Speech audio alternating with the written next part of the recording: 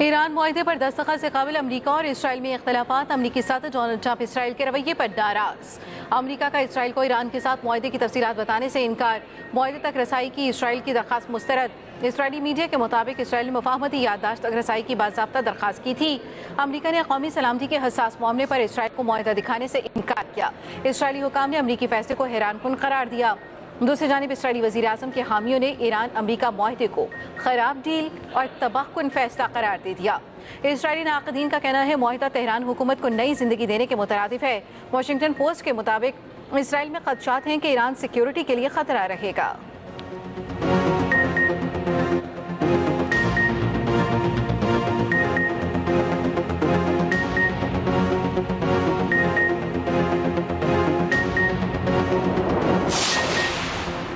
Israel को लबनान के मकबूजा इलाकों से इनखला करना होगा। जनूबी लबनान के शहरियों की अपने घरों को वापसी होनी चाहिए। लबनान पर कोई भी हमला या कब्जा मुआहिदे की खिलाफ वर्जी तस्वुर किया जाएगा।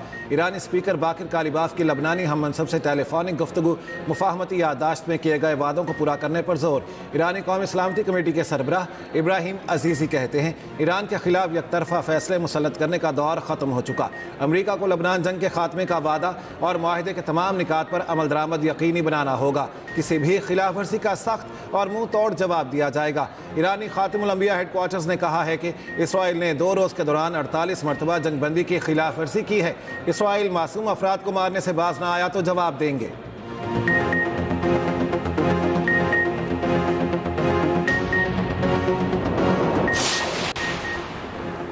अमरीका ईरान डील के बाद खाम तेल की कीमतें मजीद नीचे आ गईं। WTI $74 फी बैरल की सतह पर आ गया। ब्रेंट खाम तेल $78 फी बैरल में फरोख्त। UAE मुरब्बन में 7% की कमी $72 की सतह पर मौजूद।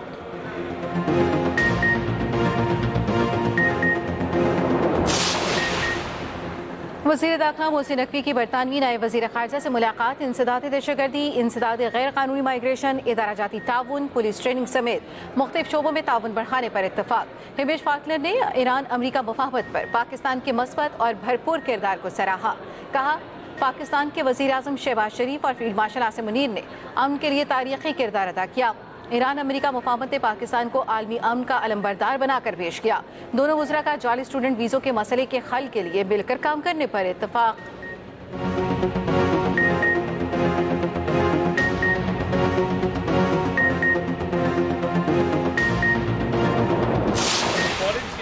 आपके लोएस्ट थे, आपके पास इंपोर्ट कवर था नहीं, मईशत को पे काम करने को कोई तैयार नहीं था, हुकूमत बनाने को कोई तैयार नहीं था। ऐसे दौर में अल्हम्दुलिल्लाह मुस्लिम लीग नून की क़यादत ने मईशत को संभाला। जो FBR है, federal board of revenue, main आपका जो टैक्स कलेक्टिंग एजेंसी है, उसमें 2-3 प्रॉब्लम थे। डिजिटलाइजेशन रुकी हुई थी, अफसरान करप्ट थे और सिफारिश पे पोस्ट होते थे, और टैक्स कलेक्शन का कोई मरबूत निज़ाम मौजूद नहीं था। तो ये जो भी रिलीफ दिया है, इसकी गुंजाइश कैसे पैदा हुई? शहबाज शरीफ साहब का विजन ये था कि मैं टैक्स देने वाले पे टैक्स ना देने वाले का बोझ नहीं डाल सकता। तो उन्होंने 2-3 काम किए। नंबर 1, उन्होंने कहा कि ये सियासी सिफारिश से पाक होगा पूरा FBR। कोई कस्टम्स का अफसर, कोई इनकम टैक्स का अफसर सिफारिश पे नहीं लगेगा। पोर्ट से लेके आपके इनकम टैक्स के ऑफिस तक अब एक मेरिट का निजाम है, यानी पोर्ट्स के ऊपर फेसलेस अप्रेजमेंट है।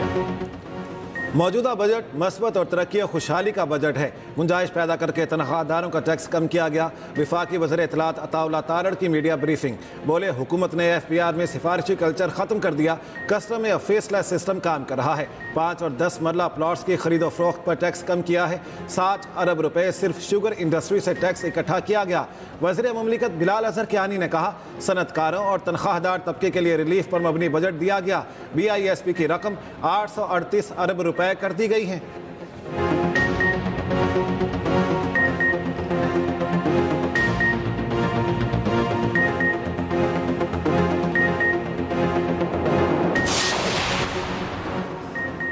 कौमी असम्बली इजलास में हुकूमत और अपोजिशन ने फड्डा। नून लीग और PTI अरकान मुतल्लिक़ जुमलों का तबादला। वफाकी वज़ीराना तनवीर हुसैन ने कहा कि आज आपके साथ जो हो रहा है वो मौक़िफ़ात अमल है।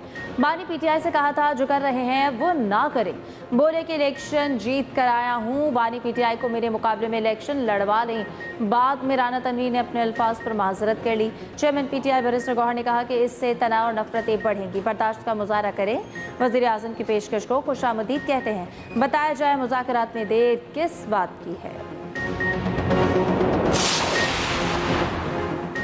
आज़ाद कश्मीर की सियासी सूरत हाल पर नवाज शरीफ की ज़ेर सदारत नून लीग की अहम बैठक। इजलास में मुस्लिम लीग नून आज़ाद कश्मीर की क़यादत भी शरीक।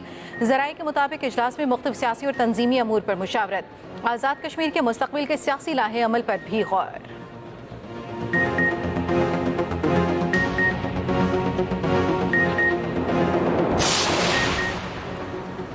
मुल्क में आज से मुहर्रम हराम का आगाज़। पंजाब भर में योम आशूर तक दफ़ा 144 नाफिज। महकमा दाखिला पंजाब ने नोटिफिकेशन जारी कर दिया। सिर्फ मंजूर शुदा जुलूस और मजालिस का इनेकाद होगा। 9 और 10 मुहर्रम को डबल सवारी पर पाबंदी होगी। CCPO लाहौर बिलाल सिद्दीक कमियाना का कहना है मुहर्रम हराम के पेश नज़र सिक्योरिटी के सख्त इक़दाम किए जाएंगे।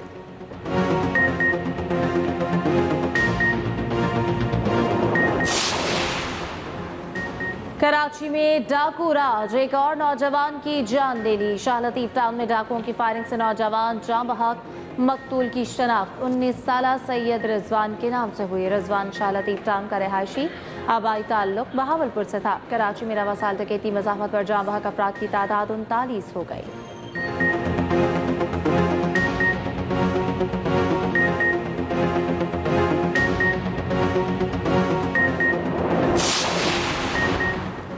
रहीम यार खान में मुबैना ज्यादती के बाद कत्ल की गई लड़की का पोस्टमार्टम मुकम्मल ज्यादती हुई या नहीं, रिपोर्ट पर फैसला होगा।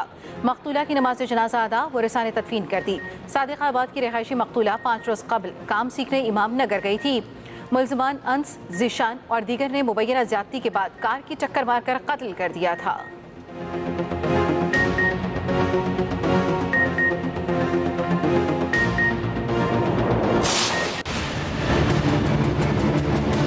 ऐसी कंप्लेंट भी की, काफ़ी लेडीज़ और जेंट्स यहाँ से निकल कर गए, मगर वादा करते हैं कि आप पहुँचे गाड़ी आ रही है सही कर देगी, मगर उसके लिए कोई काम नहीं हुआ अभी तक। मेरे घर में, अपने घर में 4 किलो हफ्ते की गैस डलती है, तो आप हिसाब लगा लें महीने का कितना होता है। तो कुछ करें, यहाँ पे लाइनों में कोई प्रॉब्लम नहीं है, पीछे से गैस नहीं खोली भी उन लोगों ने। छोटे बच्चों का साथ है, हम मुसलसल इस सिलेंडर को यूज़ कर करके परेशान हैं। टोटली हमारे घर में खाना इसलिए पकता है क्योंकि 7 महीने में एक दफ़ा भी इधर गैस नहीं है। हमारे मसाइल हल करें गैस के। लोगों के घरों में छोटे छोटे 40 गज के घर होंगे, उनके घरों के अंदर सिलेंडर रखे हुए होंगे, छोटे छोटे बच्चे हैं, कोई हादसा रूनुमा हो जाएगा तो कौन जिम्मेदार होगा। कराची में गैस का बहरान। सुरजानी टाउन सेक्टर 3 और अतराफ के मकीन शदीद मुश्किलात का शिकार। गैस की अदम दस्तयाबी से मामूलात ज़िंदगी दरहम बरहम। अहले इलाका पिछले 7 माह में गैस सिलेंडर इस्तेमाल करने पर मजबूर। शहरियों का कहना है वक्त पर खाना पकता है, ना मेहमानदारी मुमकिन है। सिलेंडर का इस्तेमाल जेब पर बोझ के साथ ख़तरनाक भी है।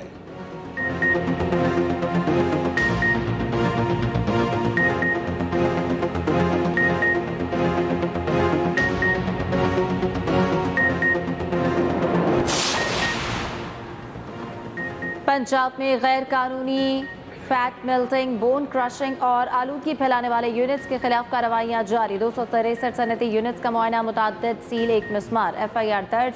जुर्माने आए। सीनियर वजीर पंजाब मरी औरंगजेब का कहना है कि ड्रोन सर्वेलेंस टीमें 24 घंटे मुतहरिक। मंडिया मिसमार किए गए यूनिट्स को दोबारा फाल होने की इजाज़त नहीं दी जाएगी।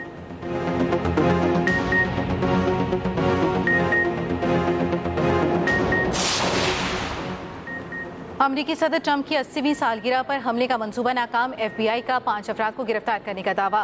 23 मुश्तबा अफराद के नेटवर्क का सुराग लगा लिया गया। हुकाम के मुताबिक हमलावर ड्रोन से भगदड़ मचाना चाहते थे। व्हाइट हाउस गेट की जानिब पेशकदमी का मंसूबा था।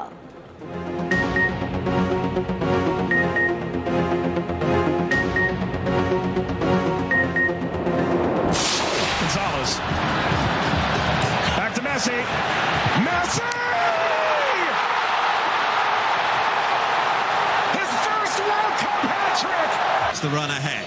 Schmidt with the shot, and Romano Schmidt has put Austria in front with a terrific strike from distance. Might all be about to change now. Berger to Nusa, support from Muller-Wolfer, and in there was Haaland. FIFA football world cup में Messi का जादू चल गया। Algeria के खिलाफ शानदार hat trick. Argentina ने Algeria को 0 के मुकाबले में 3 गोल से हरा दिया। पहली बार वर्ल्ड कप खेलने वाले उर्दन का ऑस्ट्रिया से मुकाबला 1-1 से बराबर। फ्रांस ने सेनेगाल को सनसनीखेज मुकाबले में 3-1 से शिकस्त दी। फ्रांस की जानिब से 2 गोल एम्बापे और 1 बारकुला ने किया। नॉर्वे ने इराक को 4-1 से शिकस्त दे दी।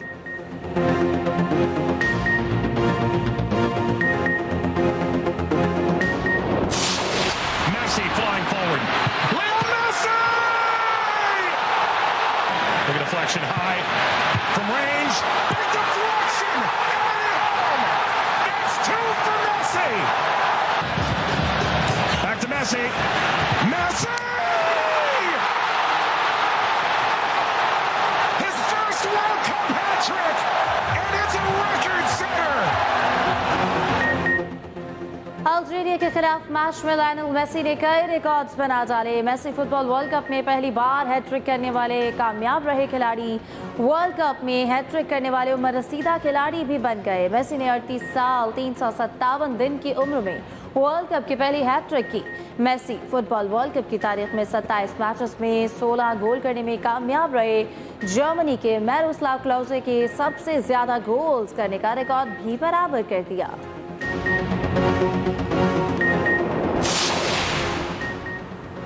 ICC women's T20 world cup में पाकिस्तान का दूसरा इम्तिहान। कौमी टीम आज अपना दूसरा मैच जनूबी अफ्रीका के खिलाफ खेलेगी। बर्मिंघम में मैच का आगाज पाकिस्तानी वक्त के मुताबिक रात 10 बजे होगा। कौमी टीम अपना पहला मैच भारत के खिलाफ 64 रन से हार चुकी।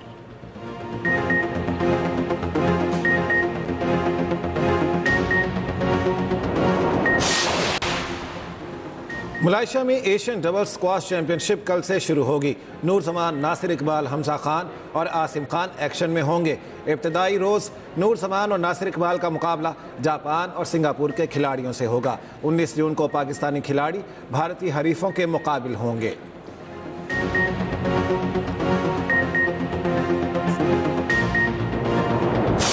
देखती आंखों सुनते कानों आपको हिना समी और तारिक अजीज का सलाम पहुंचे। पाकिस्तान टेलीविजन सर्विस की जानिब से तारिक अजीज आपसे मुखातिब है। ये वो चेहरे हैं जो बज़ाहिर उजले और मुहज्जब नजर आते हैं। ये लोग दौलत की खातिर इंसानियत का लहू बेचकर अपने लिए रंगीनियां खरीदते हैं। भूलते जाते हैं माजी के दयार, याद भी आए तो सब याद कहाँ। देखती आंखों सुनते कानों को तारिक अजीज का सलाम। लेजेंडरी ब्रॉडकास्टर तारिक अजीज की आज 6ठी बरसी। पीटीवी को शो नीलाम घर को शोहरत की बुलंदियों तक पहुंचाया। रेडियो और फिल्मों में बेमिसाल काम किया।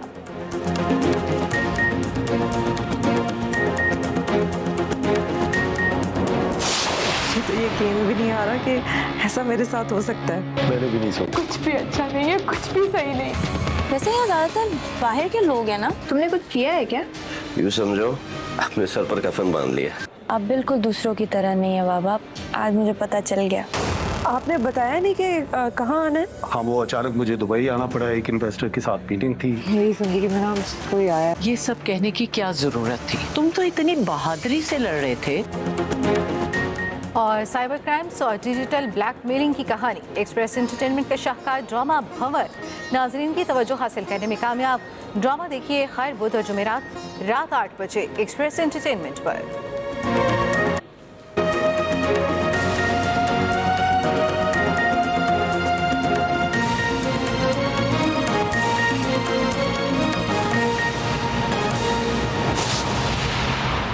पहाड़ों में चपली कबाब। पहाड़ दिल की सुनते।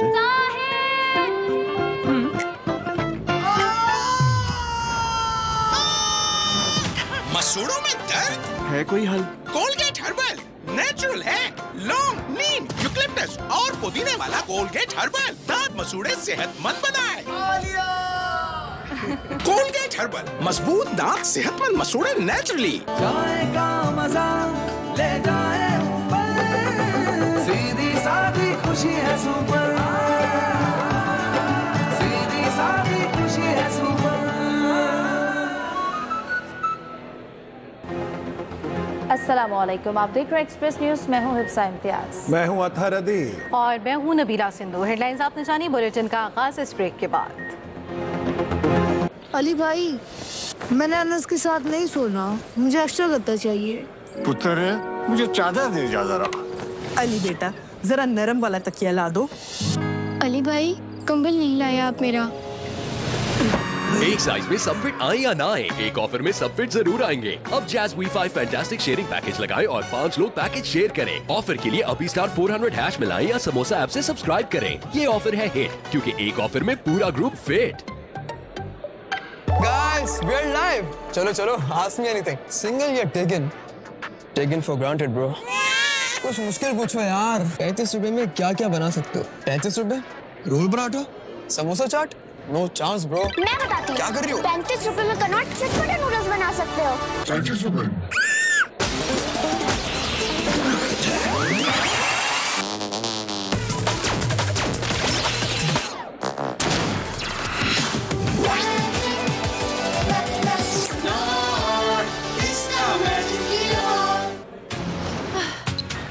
टेलीनॉर समगाला लाया 3 गुना डेटा। अब प्रो मैक्स से 1900 रुपए में महीने भर के लिए 100 नहीं 300 GB data. YouTube and social offer से 470 रुपए में महीने भर के लिए 10 नहीं 30 GB डेटा। और इजी कार्ड मैक्स से 330 रुपए में हफ्ते भर के लिए 3 नहीं 9 GB डेटा से पूरे समर्स मजे उड़ाओ। जल्दी करो और अपनी फेवरेट ऑफर एक्टिवेट करो।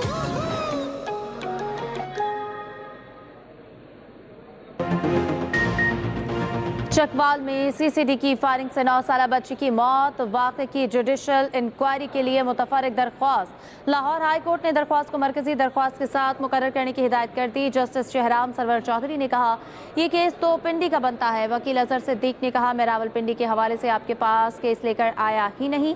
सीसीडी के क़याम को लाहौर हाई कोर्ट में चैलेंज कर रखा है जो दरख्वास्त ज़ेर समात है।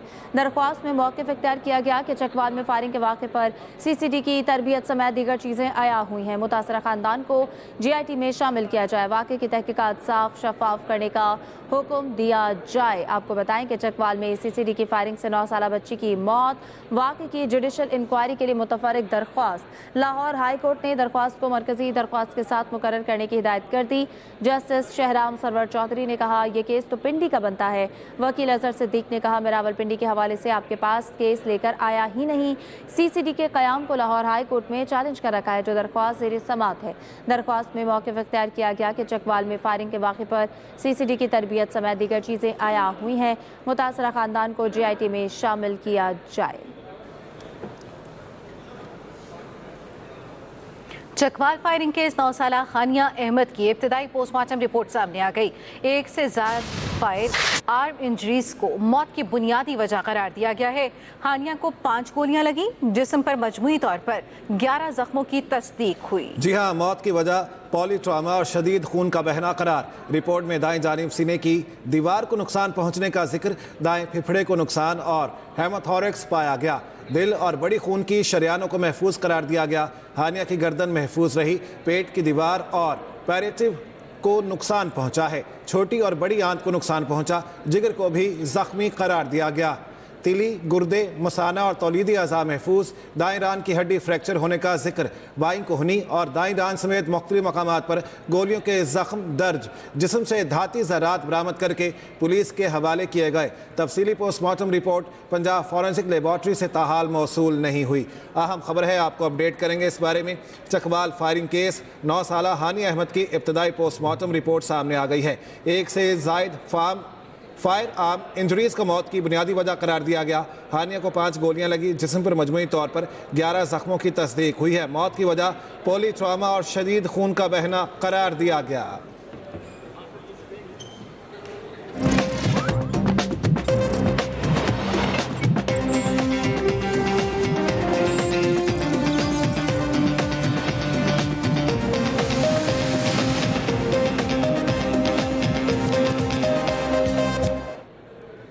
सिंध का बजट कुछ देर में काबीना ने नए माली साल के सूबाई बजट की मंजूरी दे दी। वज़ीर आला सिंध मुराद शाह का कहना है नए साल के बजट में हर तबके का ख्याल रखा गया है। बिलावल भुट्टो की हिदायत पर गुर्बत के खात्मे के लिए सिंध हुकूमत खुसूसी इक़दाम कर रही है। मेहनत कशों के लिए कम अज़ कम उजरत का भी सिंध हुकूमत ने नए बजट में फैसला किया है। सिंध का बजट कुछ देर में काबीना ने नए माली साल के सूबाई बजट की मंजूरी भी दे दी। वज़ीर आला सिंध मुराद शाह का कहना है कि नए साल के बजट में हर तबके का ख्याल रखा गया है। सिंध के बजट इजलास में अपोजिशन जमात MKM पाकिस्तान की भरपूर एहतजाज की हिकमत अमली तैयार। ज़राए के मुताबिक एहतजाज के हवाले से MKM के तहरीक इंसाफ और जमात इस्लामी से भी राब्ते जारी। ऑपोजिशन लीडर अली खुर्शीदी का कहना है आज का बजट हिंसों का गोरख धंधा और दही सिंध का बजट होगा। ये वन वे ट्रैफिक ऑपोजिशन नहीं मानती। ज़राए MKM के मुताबिक सिंध हुकूमत ने बजट की तैयारी में ऑपोजिशन जमातों को एतमाद में नहीं लिया। सिंध के बजट इजलास में ऑपोजिशन जमात MKM पाकिस्तान की भरपूर एहतजाज की हिकमत अमली तैयार। ज़राए के मुताबिक एहतजाज के हवाले से MKM के तहरीक इंसाफ और जमात इस्लामी से भी राब्ते जारी। ऑपोजिशन लीडर अली खुर्शीदी ने कहा आज का बजट हिंसों का गोरख धंधा और दही सिंध का बजट होगा। ये वन वे ट्रैफिक ऑपोजिशन नहीं मानती। सिंध असेंबली में MKM अरकान दो हिस्सों में तकसीम हो गए। ज़राए के मुताबिक बजट इजलास से पहले खालिद सिद्दीकी और मुस्तफ़ा कमाल ग्रुप का अलग अलग इजलास। ऑपोजिशन लीडर अली खुर्शीदी की क़यादत में खालिद मकबूल ग्रुप का इजलास ऑपोजिशन लीडर ऑफिस में हुआ। नईम खानज़ादा हमारे साथ हैं, उनसे इस बारे में मजीद बात कर लेते हैं। नईम खानज़ादा बताएगा सिंध असेंबली में MKM के हवाले से क्या देखने में आ रहा है, क्या हो रहा है? ये देखिए MKM के हवाले से जो इत्तलात है कि दो ग्रुप की शक्ल में था, लेकिन तमाम अब जो इत्तलात ये हैं कि दोनों ग्रुप जो है वो एक साथ ही जो है वो बैठे। तमाम अरकान सिंध असेंबली जो है वो तक मुश्तरका लाएअमल जो है वो तैयार कर रहे हैं और इस हवाले से जो है वो अब इजलास के बाद जो है वो वहाँ जो अपने तहफ़्फ़ुज़ात हैं इस बजट के हवाले से उस पर जो है वो शदीद एहतजाज भी किया जाएगा और उसके बाद जो है वो एक अलामती जो है वो बाइकआउट भी करेंगे और उसके बाद जाकर वो प्रेस कॉन्फ्रेंस के जरिए जो आगे का जो लाएअमल है उसके हवाले से बात करेंगे। इस हवाले से हमारी अली खुर्शीदी जो है अपोजिशन लीडर, उनसे बात हुई तो उनका ये कहना था कि इस सूरत हाल के अंदर जो ये इत्तलात है कि दो ग्रुप की शक्ल में है, लेकिन तमाम अभी जो है वो इस तरह की कोई भी सूरत हाल नहीं है। तमाम जो अरकान सिंध असेंबली हैं वो एक पेज के ऊपर हैं जो MKM से ताल्लुक़ रखते हैं, जबकि जो दीगर जो जमात इस्लामी तहरीक इंसाफ के जो अरकान सिंध असेंबली हैं उनको भी जो है वो एतमाद में दिया जा रहा है कि ताकि ये जो गोरख धंधा जो सिंध हुकूमत की जानिब से जो बजट के हवाले से जो पेश किया जा रहा है वो उसमें किसी किस्म के जो शहर के हवाले से और दीगर जो सिंध के हवाले से जो है वो जिस तरह के इक़दामात या जो हवाले से जो है वो बजट रखने की ज़रूरत थी उस पर जो है वो एक बार फिर जो है वो नाकाम ही नजर आती है सिंध हुकूमत। तमाम इस सिलसिले के अंदर जो है कुछ देर के बाद जो है MKM के अरकान सिंध असेंबली जो है वो इजलास के अंदर शिरकत करेंगे और एक पेज के ऊपर ये होंगे। तो अली खुर्शीदी ने इस हवाले से जो है इसकी तस्दीक की है कि MKM के अंदर इस हवाले से जो है वो अभी कोई भी ग्रुप बंदी के जो इत्तलात हैं वो बिल्कुल उसको जो है उन्होंने मुस्तरद किया है और उस हवाले से अब कुछ देर के बाद जो है वो तमाम मुत्तहिदा कौमी मूवमेंट के अरकान सिंध असेंबली जो है वो इजलास के अंदर शिरकत करेंगे और एहतजाज अपना भरपूर रिकॉर्ड कराएंगे। ठीक है, बहुत शुक्रिया नईम खानज़ादा। सिंध का बजट अब से कुछ देर बाद सूबाई असेंबली में पेश किया जाएगा। इस वक्त मुख्तलिफ महकमों के सरकारी मुलाजमीन अपने मुतालबात लेकर सिंध असेंबली जाने की कोशिश कर रहे हैं, जिन्हें पुलिस ने रोक रखा है। मजीद जानते हैं वहाँ पर मौजूद एक्सप्रेस न्यूज़ के नुमाइंदे आमिर खान से। जी आमिर, क्या सूरत हाल है वहाँ पर? जी, इस वक्त जो है हम कराची प्रेस क्लब के बाहर मौजूद हैं और एपका और असादा तंजीमें जो है वो अपनी तनख्वाहों में इजाफे के लिए जो है वो मुजाहरा कर रही हैं और मुजाहरीन जो है वो सिंध असेंबली जाने की तैयारियां कर रहे हैं। इस वक्त जो है हम असातिज़ों और सरकारी मुलाजमीन के साथ मौजूद हैं, इनसे पूछते हैं आज जो बजट पेश किया जा रहा है इसके अंदर उस्तादों के लिए तनख्वाहों में खातिर खा इजाफा किया जाए।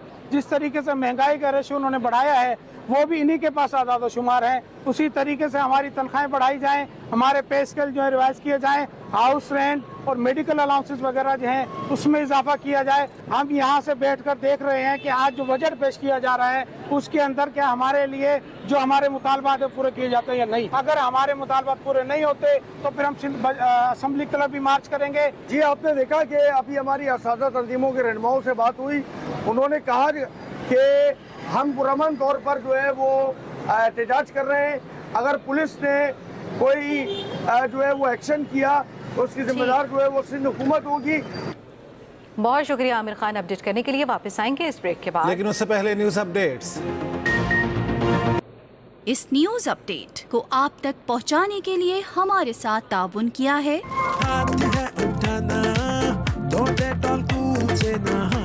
और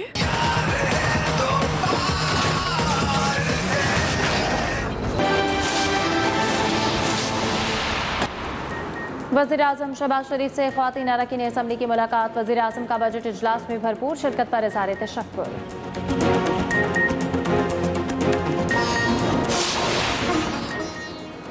कराची शहर फैसल कॉलोनी गेट के करीब ट्रैफिक हादसा, मोटरसाइकिल सवार जाम बहक। और ईरानी वज़ीर ख़ारिजा का रूसी हममंसब से टेलीफोनिक रब्ता, रूस का ख़त्मी मुफाहमती याददाश्त का खैर मक़दम।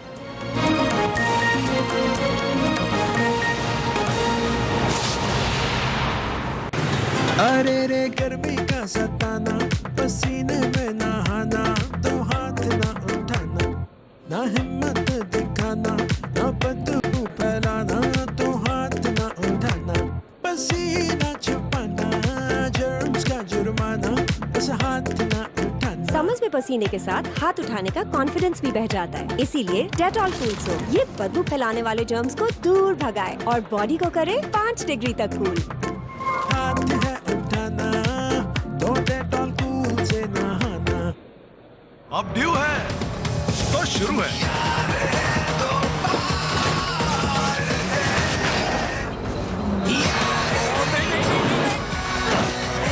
ये कमेंट, ये व्यू और ये माउंटेन ड्यू। सुबह की धूप से हमारी स्किन का टेस्ट स्टार्ट, कभी गर्मी का टेस्ट तो कभी मिट्टी का टेस्ट, फिर आता है स्वेट टेस्ट, कभी पोल्यूशन का test. New and improved Lifebuoy vitamin E और ग्लिसरीन के साथ स्किन बैरियर को स्ट्रॉन्ग बनाता है,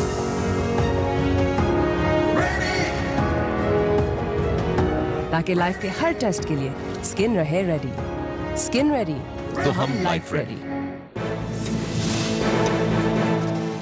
Guys, we're live. चलो चलो, ask me anything. Single या taken? Taken for granted, bro. कुछ मुश्किल पूछो यार। 35 रुपए में क्या क्या बना सकते हो? 35 रुपए? रोल पराठा? समोसा चाट? No chance, bro. मैं बताती हूँ। क्या कर रही हो? 35 रुपए में कनॉट चटपटे नूडल्स बना सकते हो। 35 रुपए?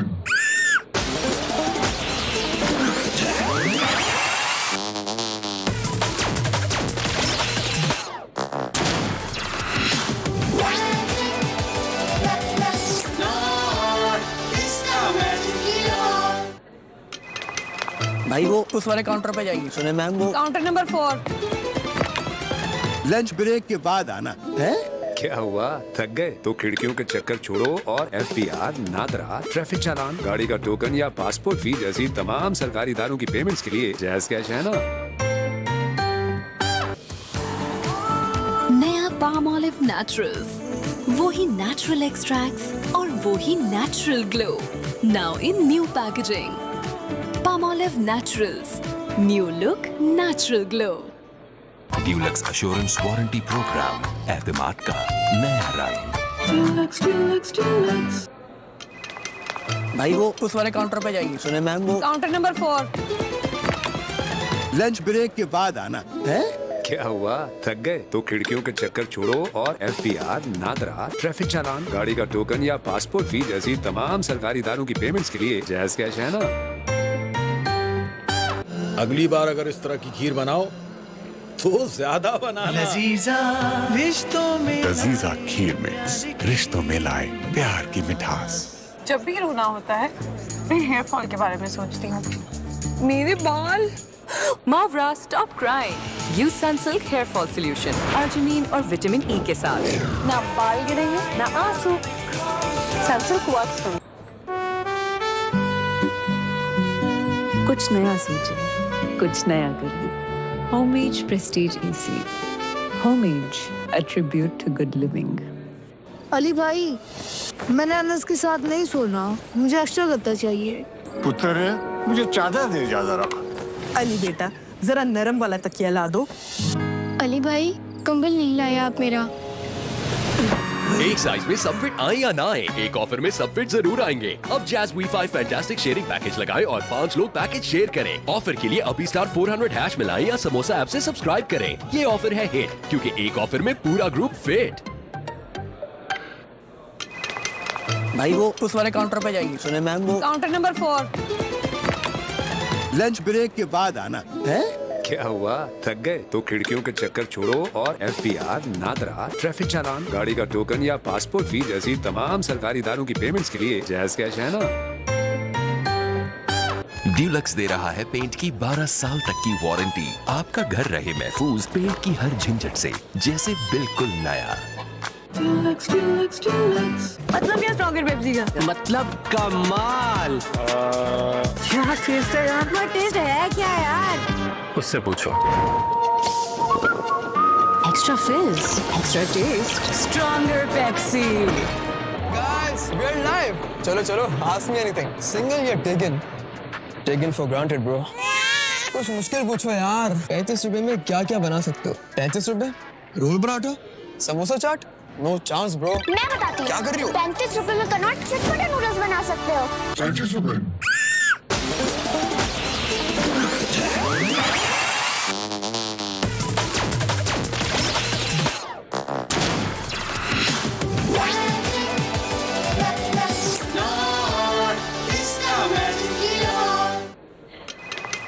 भाई वो उस वाले काउंटर पे जाएगी। सुने मैम वो काउंटर नंबर 4। लंच ब्रेक के बाद आना है। क्या हुआ, थक गए तो खिड़कियों के चक्कर छोड़ो और FPR, नादरा, ट्रैफिक चालान, गाड़ी का टोकन या पासपोर्ट फी जैसी तमाम सरकारी इदारों की पेमेंट्स के लिए जैज कैश है ना। किसने बनाया है ये? ऐसे ऐसे ऐसे ऐसे क्यों ऐसे ऐसे। That is clearly not out. ऐसे ऐसे ऐसे ऐसे क्यों? That is a terrible decision. क्योंकि all get on nail these Max जिसके ऐसे ऐसे शुरू है Max Crunch, Max Flavor और Max Taste. Newly Max, the ultimate potato chip experience. रोने की एक्टिंग अच्छी कैसे कर लेती है? क्या है माँ बाप का crime secret? Let's find out. It's hair fall. जब भी रोना होता है अपने हेयर फॉल के बारे में सोचती हूँ, आंसू टपक जाते हैं। मेरे बाल। Mawra stop crying. Use Sunsilk hair fall solution arginine और विटामिन ई के साथ, जो हेयर फॉल कम करे 10 गुना। ना बाल गिरेंगे ना आंसू। Sunsilk works for me. Ladies and gentlemen, Khyber Pakhtunkhwa Mr. में Speaker. दहशतगर्दों से निमटने के लिए नया कमांडो यूनिट बनाने का फैसला। केपी पुलिस ने स्ट्राइक कमांडो यूनिट बनाने की मंजूरी दे दी है। इसी से मुतालिक मजीद तफसील जानेंगे अपने नुमाइंदे एहतशाम खान से। एहतशाम अपडेट कारी साहब से गुजारिश है फिलहाल कुरान पाक फरमाएं।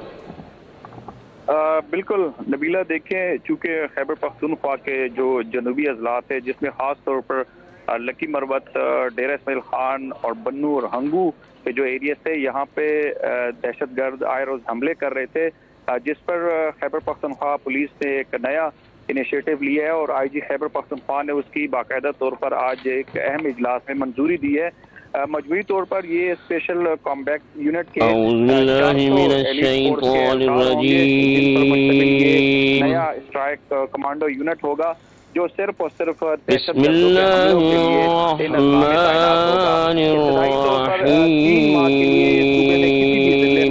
इमरजेंसी बुनियादों पर वहाँ पे तैनात होंगे और इनसे नाकाबंदियों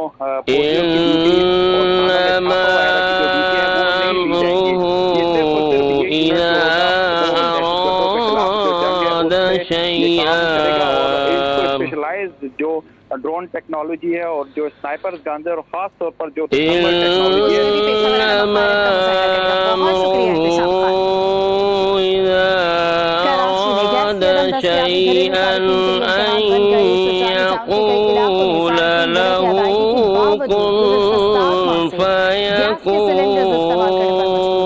बता रहे हैं काशिफ हुसैन। कराची में गैस का बहरान जारी। गैस की अदम दस्तयाबी का शिकार सुल्तानी टाउन सेक्टर 3 और अतराफ के हजारों मकीन भी ऐसे ही शहरियों में शामिल हैं। जिनके मामलात जिंदगी गैस की अदम दस्तयाबी से दरहम बरहम है। गैस की बंदिश से परेशान शहरी कहते हैं न वक्त पर खाना पकता है न किसी किस्म की मेहमानदारी मुमकिन है। ईद त्योहार भी गैस के बगैर ही गुजर गए। कंप्लेंट भी की, काफी पहुंचे, गाड़ी आ रही है सही कर देगी, मगर उसके लिए बेशक उसका मेरे घर में हुक्म यही है, जब वो किसी चीज का इरादा करता है तो सिर्फ इतना ही है कि वो फरमाता है उसको हो जा, वो हो जाती है। बस वो हर ऐब से पाक है जिसके हाथ में हर चीज की हुकूमत है और उसकी तरफ तुम्हें लौटाया जाएगा। सिलेंडर को यूज करके संदस हुक्म त अहिड़ो आहे हमारे घर में खाना जो जॾहिं इरादो करे थो एक दफा भी कंहिं शइ जो त फरमाए थो उनखे त थी वञ, उहा थी वञे थी। कोई पाक आहे उहा ज़ात जंहिंजी कुदरत जे कब्ज़े में हुकूमत आहे हर शइ जी, ऐं उन ॾांहुं ई मोटाया वेंदव। वमा अलैना इसके बावजूद शहर के बेशतर हिस्सों में सार्फिन को गैस की अदम फरहमी की शिकायत का सामना है। Kashif Hussain, Express News, Karachi. Weather update नात खान साहब से गुजारिश है कि नात शरीफ पेश हमारे करें। साथ ताउन किया है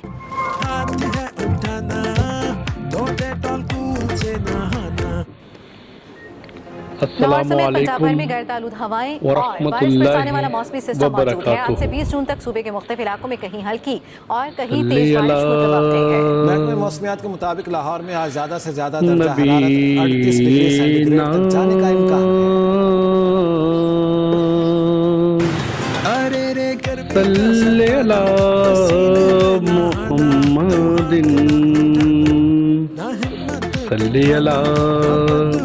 शफीना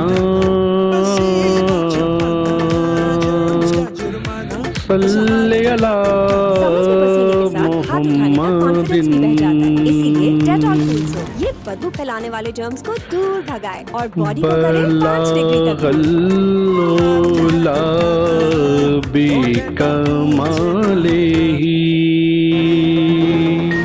अमेरिकी सदर डोनाल्ड ट्रंप मिस्री सदर से मुलाकात के बाद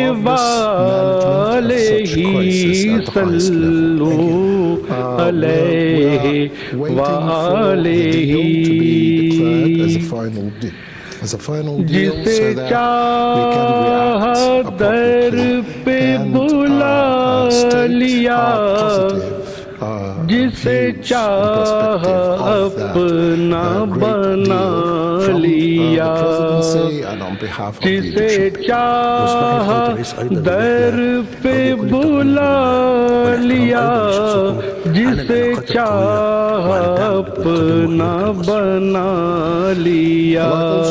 ये बड़े करम के हैं फैसले और ये बड़े नसीब की बात है। बलागल्लोला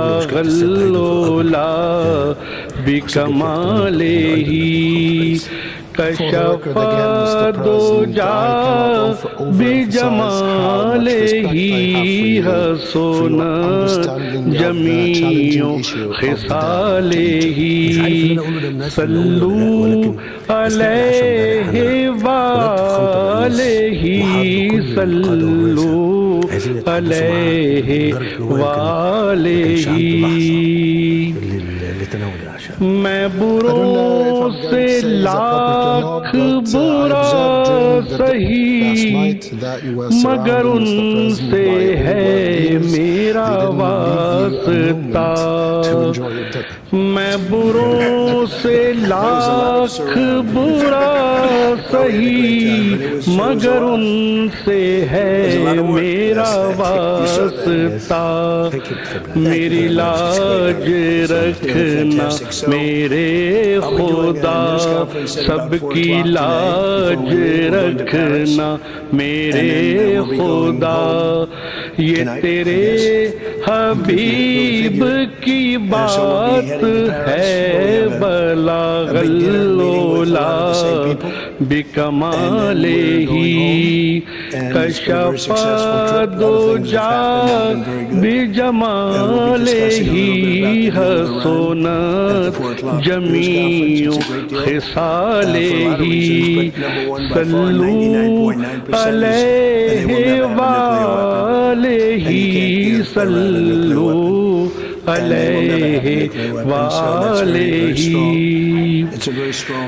वो खुदा नहीं बहुदा नहीं वो मगर खुदा से जुदा नहीं वो खुदा नहीं बहुदा नहीं वो मगर खुदा से जुदा नहीं वो है क्या मगर वो है क्या नहीं ये मुहिब हबीब की बात है बलागल उला बिकमालेही कशफा दोजा बिजमालेही हसोना जमीउ खिसालेही सल्लू अलैहि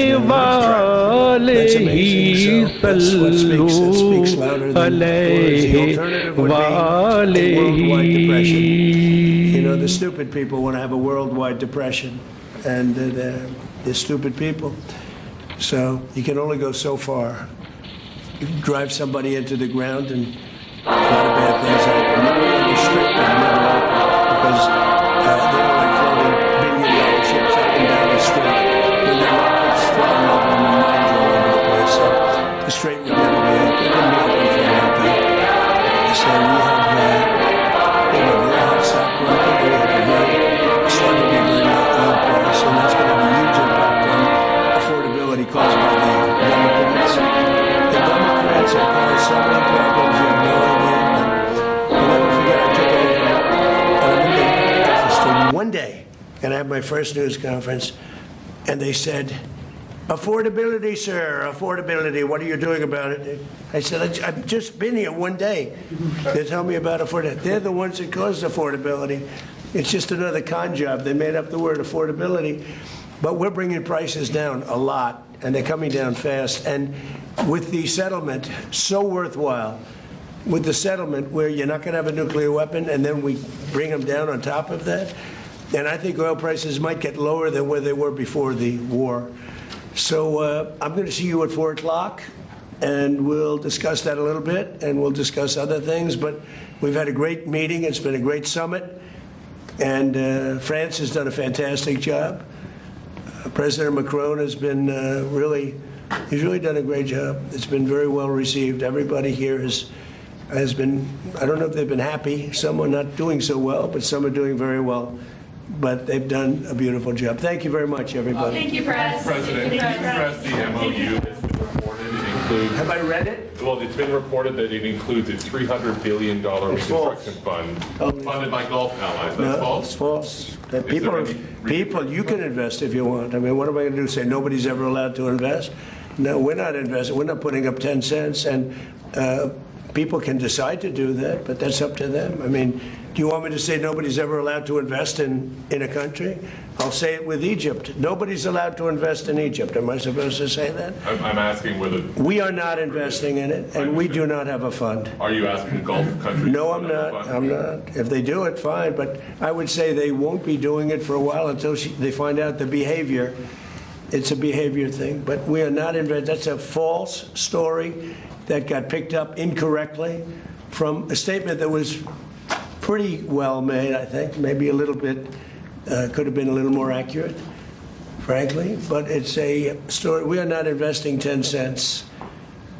Don't forget, there's never been anybody that's been so tough on Iran. This should have been done by Clinton and Barack Hussein Obama. It should have been done by Biden. It should have been done by Bush. It could have been done by a lot of people. This has been going on for 47 years. They'd ripped you off for 47 years, and I'm the only one that did anything about it. They never shot missiles at anybody. We wiped out their Navy. We wiped out their military. We wiped out their Air Force. They have no anti-aircraft. They have no radar. You know, the reason oil stayed low is because we were taking ships out every night that you didn't even know about. 2 days ago, 3 days ago, a month ago, we took out 22 ships. We averaged from 15 to 25 ships a night. Nobody knew that. Our Navy did a great job. Nobody knew what was happening. That's why oil didn't go to $300 a barrel. It went to 125, 115. Now it's at 70.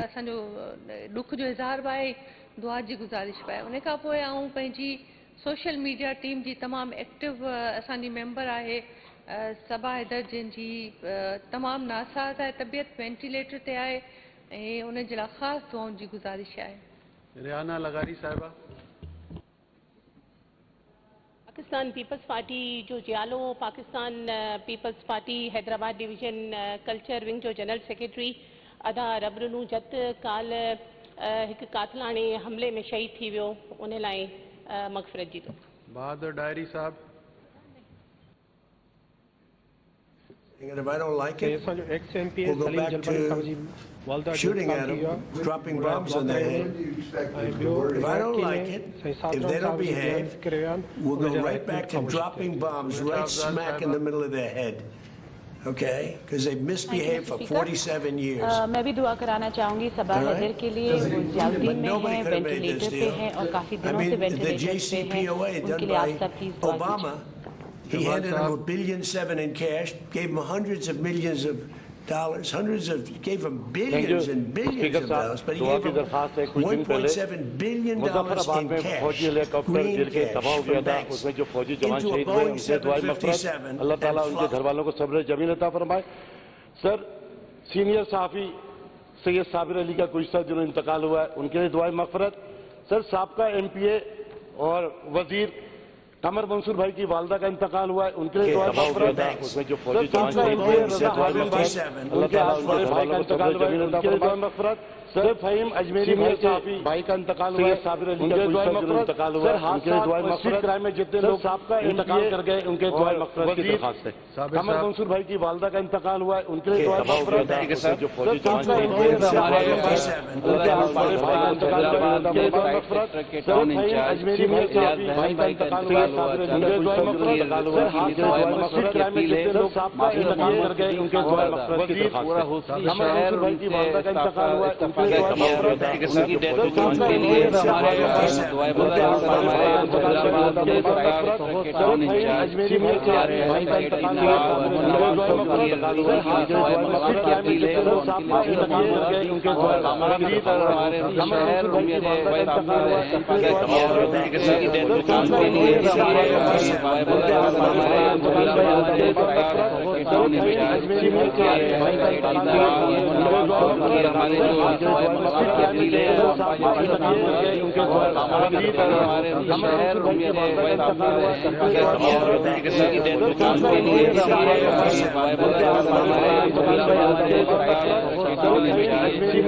भाई का इंतकाल हुआ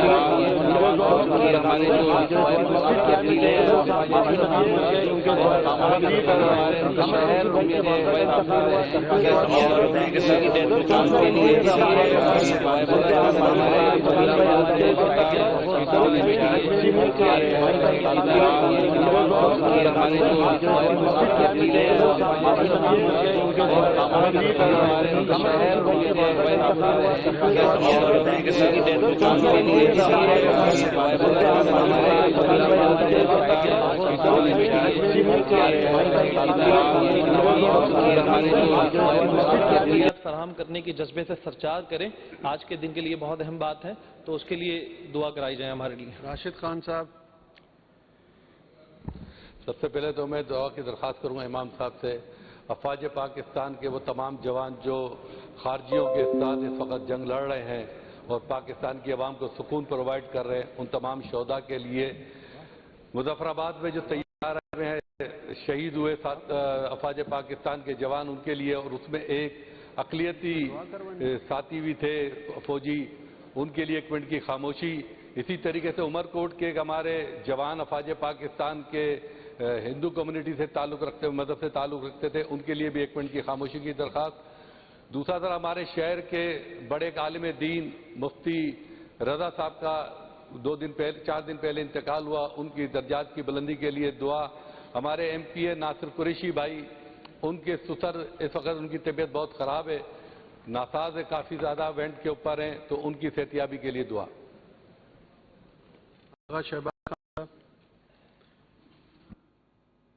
साहब, कुछ दिन पहले शिकारपुर के मोअज़्ज़ज़ शख्सियत आगा फैज़ुल्लाह दुरानी का डुआरियों के हाथ बेदर्दी से मर्डर किया गया, तो उनके लिए दुआओं की मग़फ़िरत की दुआ जी।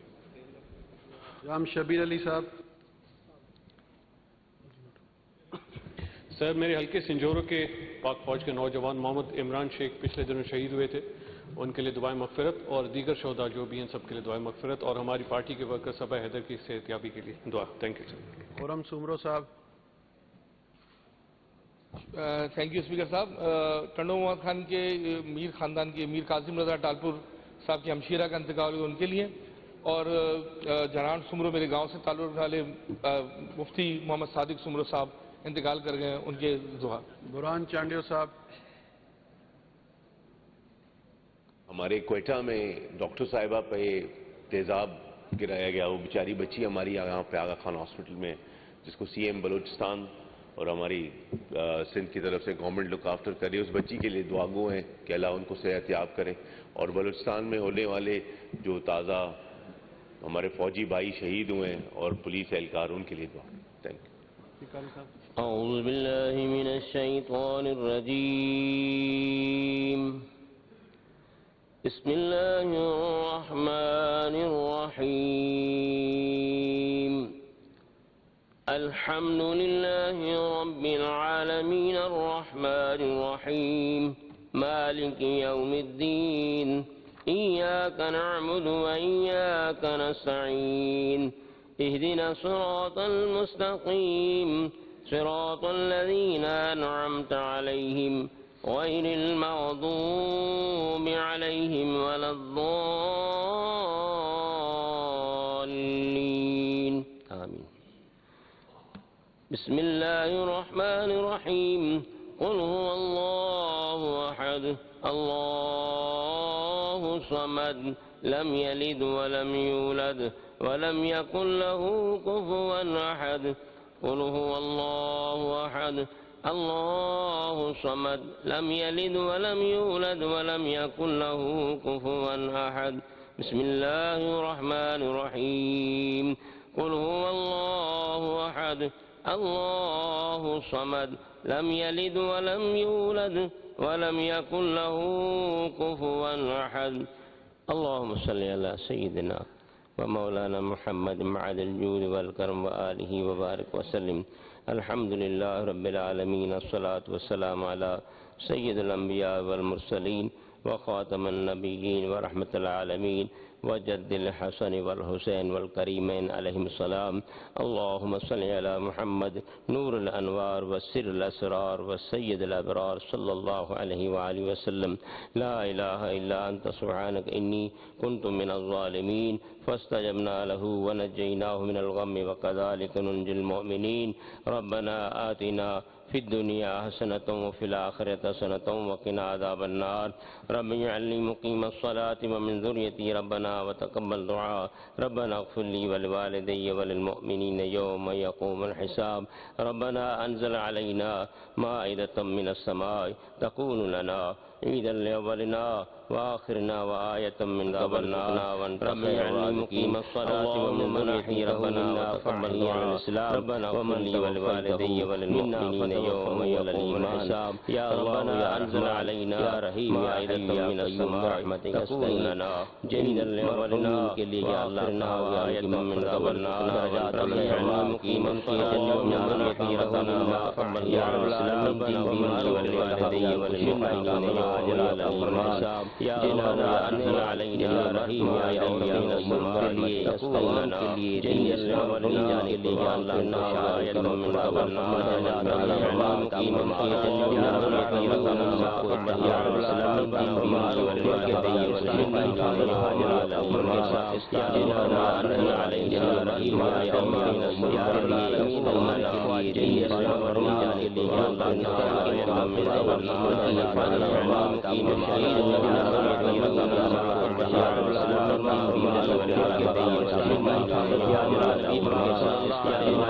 के अहकाम पर चलने की तौफीक अता फरमा। या अल्लाह अपना हुक्म, अपने नबी का हुक्म मानने की तौफीक अता फरमा, उन पर अमल करने की तौफीक अता फरमा। अहले बैत अतहार सहाबा इकराम के नक्शे कदम पर चलने की तौफीक अता फरमा। या रब्बल आलमीन सैयदना उमर रज़ी अल्लाह तआला अन्हु की शहादत का दिन है, या अल्लाह हम सब की मग़फ़िरत फरमा, उनके या अल्लाह नक्शे कदम पर चलने की तौफीक अता फरमा, उनके दरजात आप बुलंद फरमा।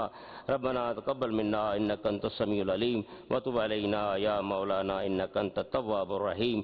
सल्लल्लाहु तआला अला खैर खल्क़िही मुहम्मदिन व आलिही व अस्हाबिही अजमईन बिरहमतिका या अरहमर राहिमीन। Now the nomination of panel of 4 chairmen.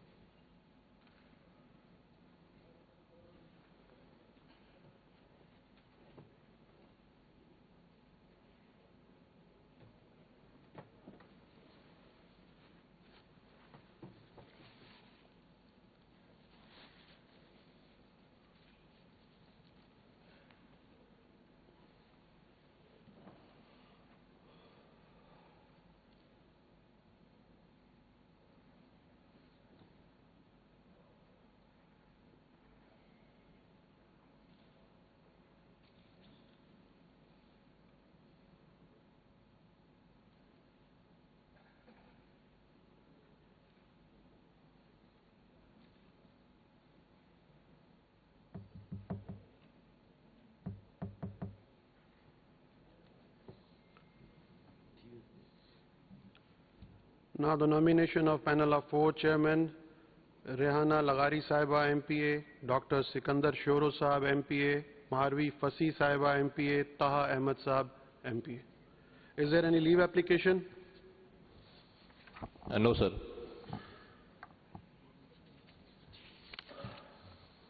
Now presentation of budget statement for the year 2026-27 and supplementary budget statement for the year 2025-26.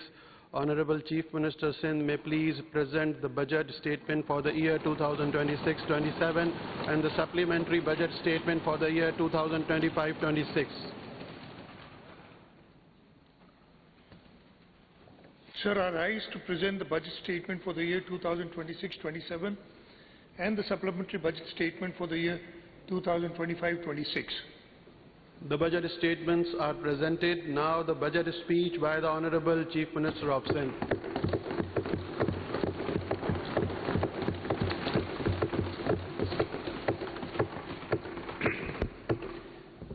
Bismillah ar-Rahman ar-Rahim. Honorable Speaker, sir, honorable members of this august House, I begin by expressing my deepest gratitude to Almighty Allah, whose infinite blessings, mercy and guidance have enabled us to continue serving the people of Sindh. By the grace of Almighty Allah subhanahu wa ta'ala, I stand before this august House today to present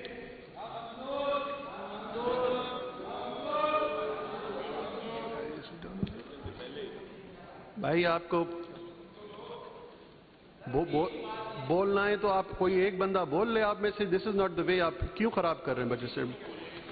ताहा साहब कोई एक किसी को बोलना है तो बोल लें आप. आज बजट स्पीच तो सुन लें. बजट स्पीच सुन तो लें आप.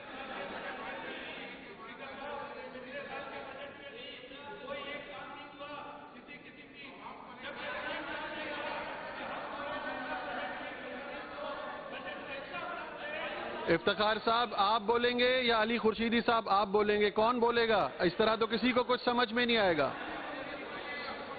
अच्छा, आप चाहते हैं कि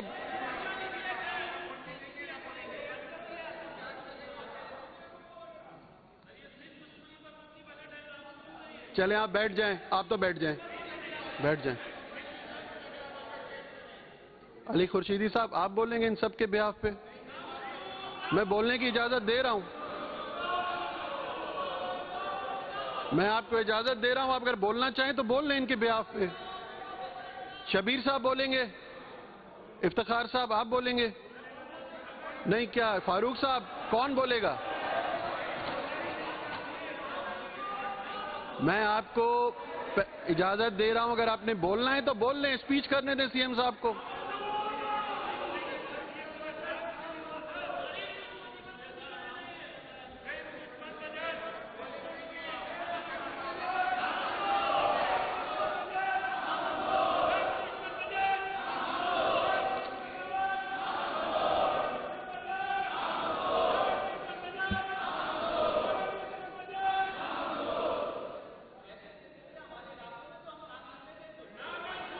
आपकी तस्वीर आ गई, आप बैठ जाएं, अब बस होगा काम आपका, बैठ जाएं।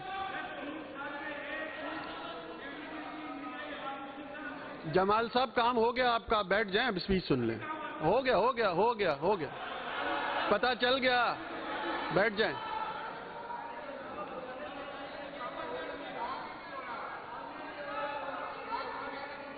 अच्छा इफ्तिखार साहब आप जरा मुस्कुरा के तस्वीर खिंचवा लें, मैं कह देता हूं कैमराज आपकी तरफ आ जाएंगे।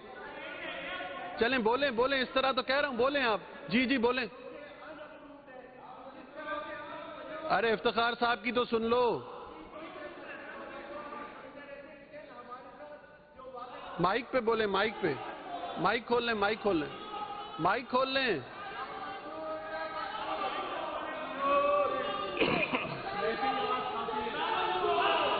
मैंने आप सबको मौका दिया है, अगर आप में से कोई बोलना चाहे तो कोई भी एक बोल ले, लेकिन आप बोलना भी नहीं चाहते। क्या जाहिर करना चाहते हैं कि बजट स्पीच ना हो और हाउस का माहौल आप खराब करना चाह रहे हैं? अभी देखा नहीं है, आपके हाथ में अभी बजट आया और आपने फैसला भी कर लिया,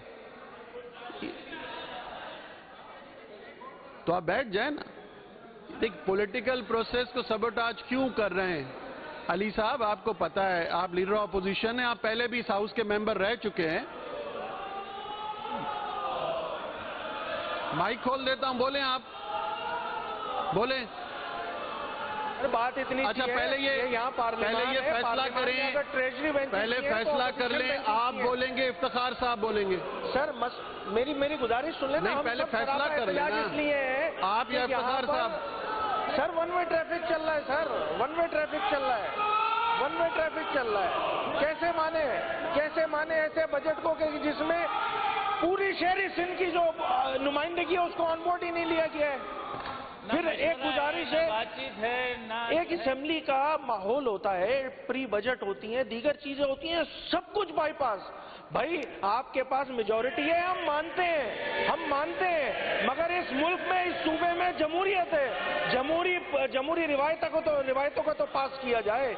भाई अगर ट्रेजरी बेंचेस हैं तो अपोजिशन की भी बेंचेस हैं, अपोजिशन के नुमाइंदे भी आवाम के नुमाइंदे होते हैं, मगर अगर नहीं सुनने की पॉलिसी है तो फिर ऐसे ही चलाते रहे जनाब। आपके पास अक्सरियत है, आप जो चाहे कर सकते हैं, आप करें, फिर आप जो करें, फिर हमारा जो दिल है हम वो करेंगे, सीधी सी बात है। हमें अगर आप जमहूरी रिवायतों को पास नहीं करेंगे तो फिर इसी तरह की सूरत हाल होगी, इसी तरह की सूरत हाल होगी। एहतजाज करना हमारा जमहूरी हक है, हम वो एहतजाज कर रहे हैं,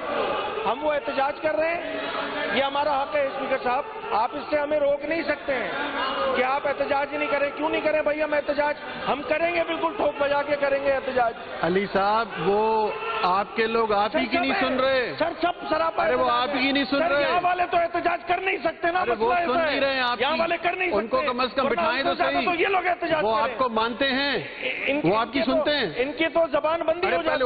उनको तो मनाएं, फिर हमें मना लीजिएगा साहब। इनकी जबानबंदी हो जाती है, इधर थोड़ी होगी। चलें आप बोले, मैं तो टाइम दे रहा हूँ, बोले प्लीज प्लीज। बात इतनी सी है, ऐसे बजट का क्या फायदा कि जिसमें पूरी एक, भाई अगर शहरी सिंध की नुमाइंदगी, अक्सरियत नुमाइंदगी यहाँ बैठी हुई है, ऑन बोर्ड ही नहीं है, प्री बजट का सेशन नहीं हुआ है। आप लोग क्या चाहते हैं? डिक्टेटरशिप चलाना चाहते हैं? ये जमहूरी डिक्टेटरशिप है स्पीकर साहब, डिक्टेटरशिप है, जमहूरी है। अगर इसी तरह का रवैया रखना है तो रखें जनाब, आपकी हुकूमत है, आप चलाएं, इसी तरह चलाते रहें। ये तो कोई बात नहीं हुई ना। बजट पेश हो रहा है तो सिंध का बजट पेश हो रहा है, आधे नुमाइंदों को ऑन बोर्ड ही नहीं लिया हुआ, जमहूरी रिवायतों का पास नहीं कर रहे हैं। ये कोई तरीका नहीं है स्पीकर साहब। हम एहतजाजन इस बजट स्पीच का हम जो है वो बॉयकॉट करते हैं और हम जो बाकी बातें बजट के आगे आने में जो सूरत-ए-हाल बनेगी उसमें करें।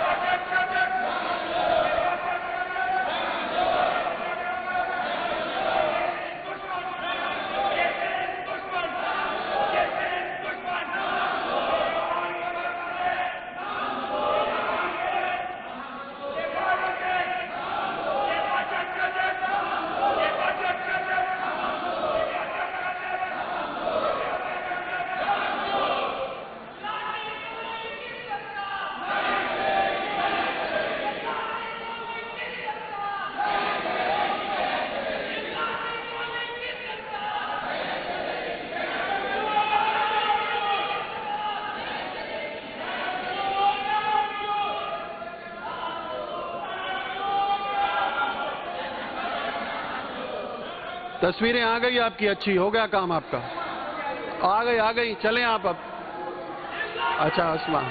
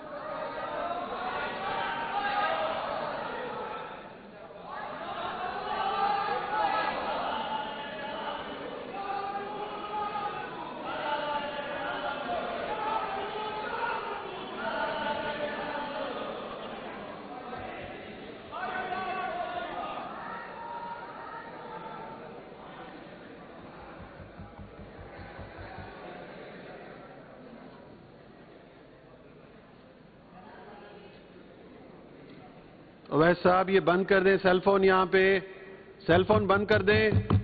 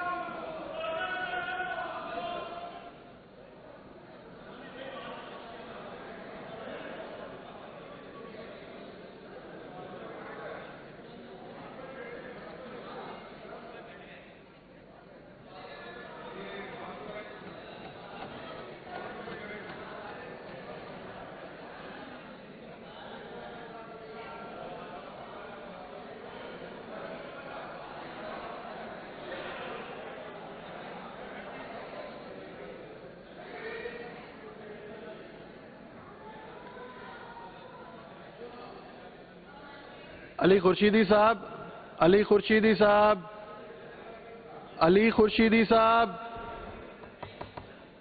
आपको अगर बाइकआउट करना है तो आप करें, या तो सीट्स पे बैठ जाएं, या कि बजट का हिस्सा बने। नहीं बनना चाहते तो आपने वॉकआउट किया, बाइकआउट करें, इसका करें।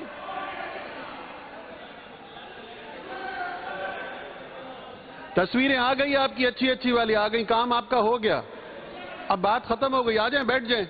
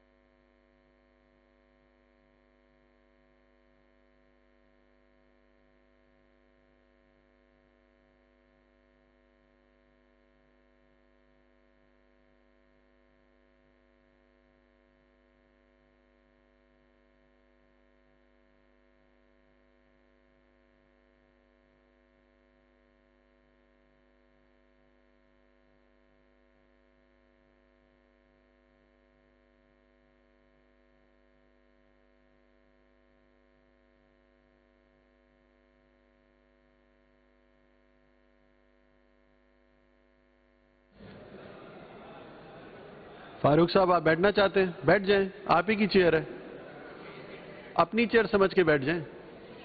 बैठ जाएं, बैठ जाएं।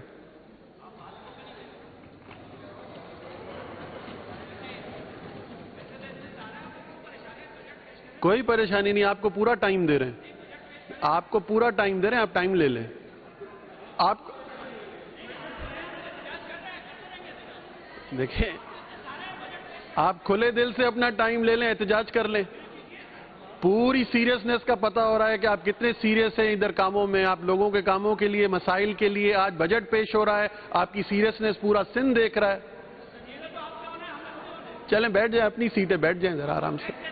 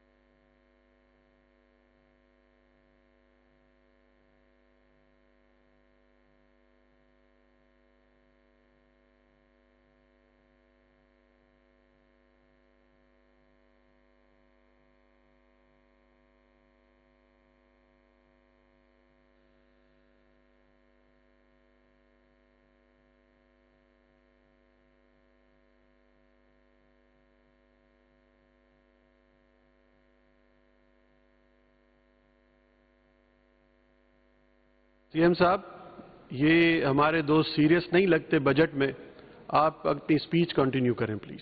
इनकी सीरियसनेस का मुजाहरा ये देखें ये कर रहे हैं।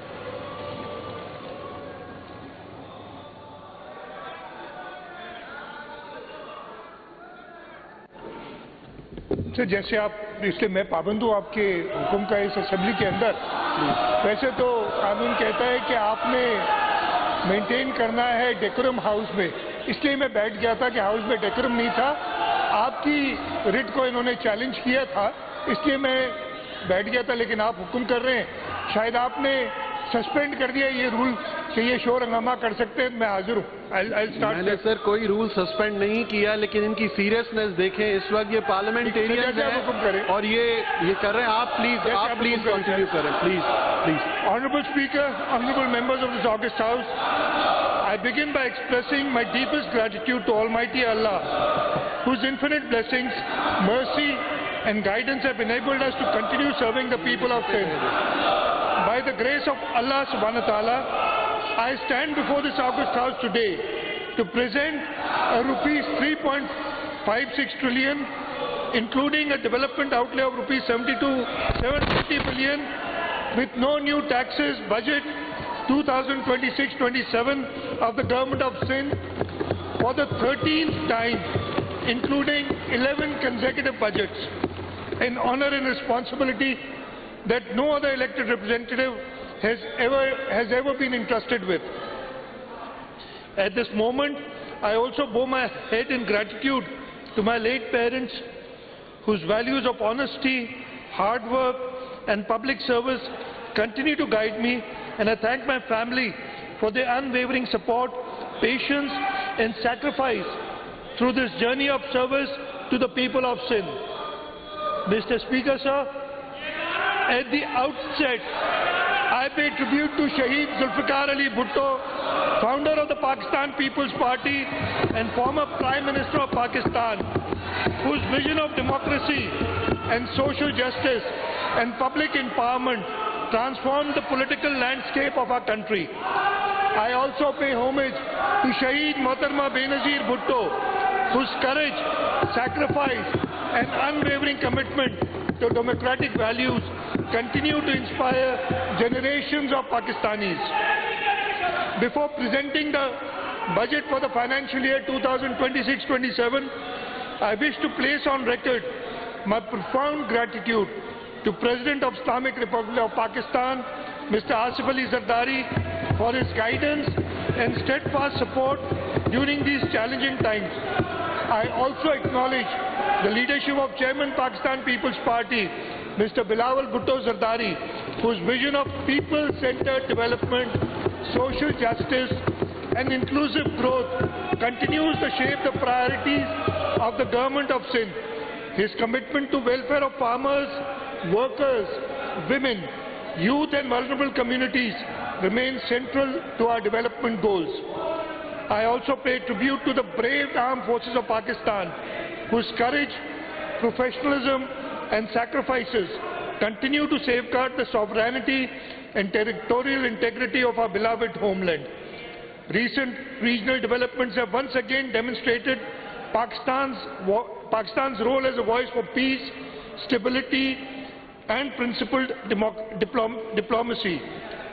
Under the leadership of President Asif Ali Zardari, Prime Minister Mia Mohammad Shehbaz Sharif and Chief of Defence Forces Field Marshal Syed Asim Munir, Pakistan actively engaged with regional and international partners to support efforts aimed at de-escalation and peaceful resolution during the recent Middle East crisis, reaffirming its position as a nation that promotes peace in the region and stands for dialogue, upholding the canons of international law.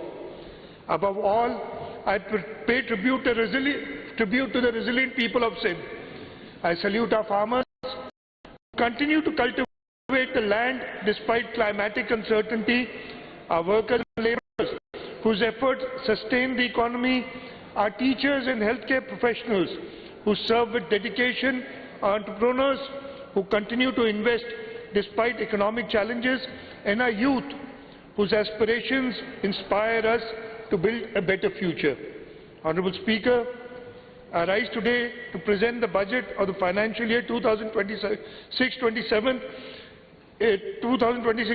in fulfillment of our constitutional responsibility and with a deep sense of commitment to the people of Sindh.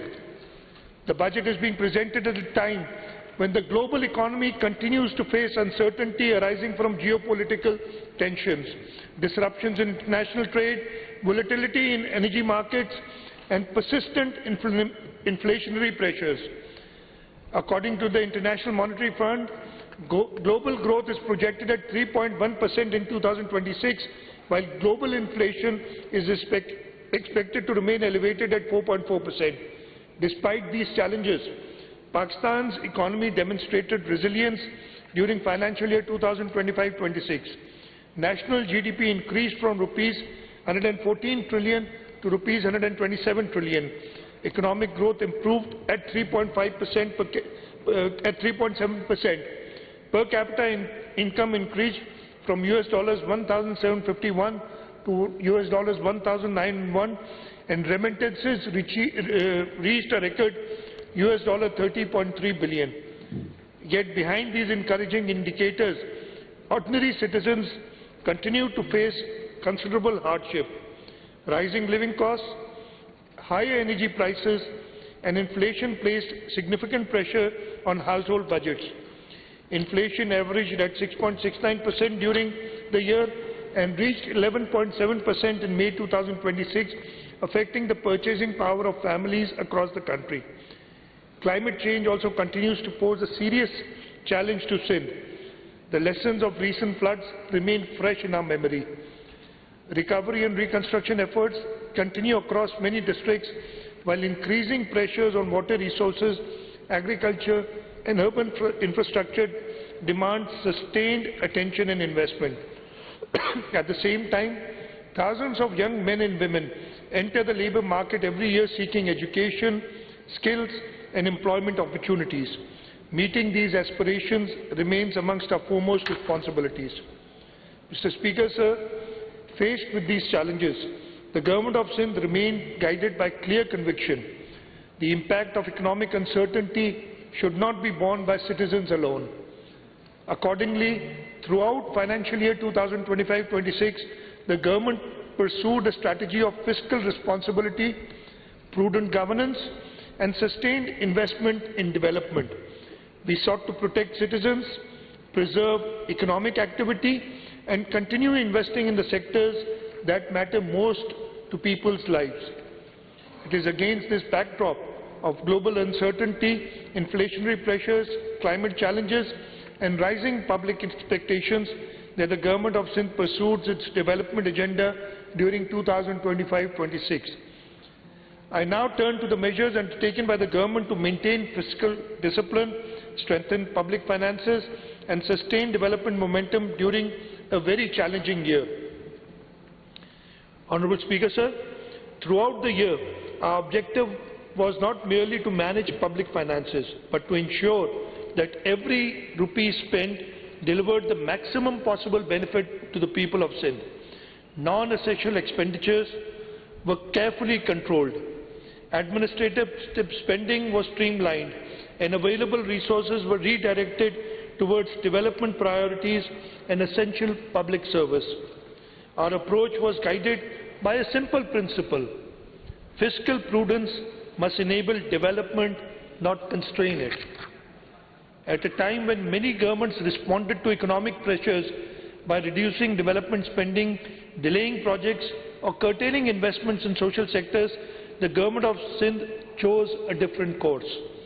We protected investments in education, healthcare, social protection, agriculture, water resources, public transport, housing and infrastructure.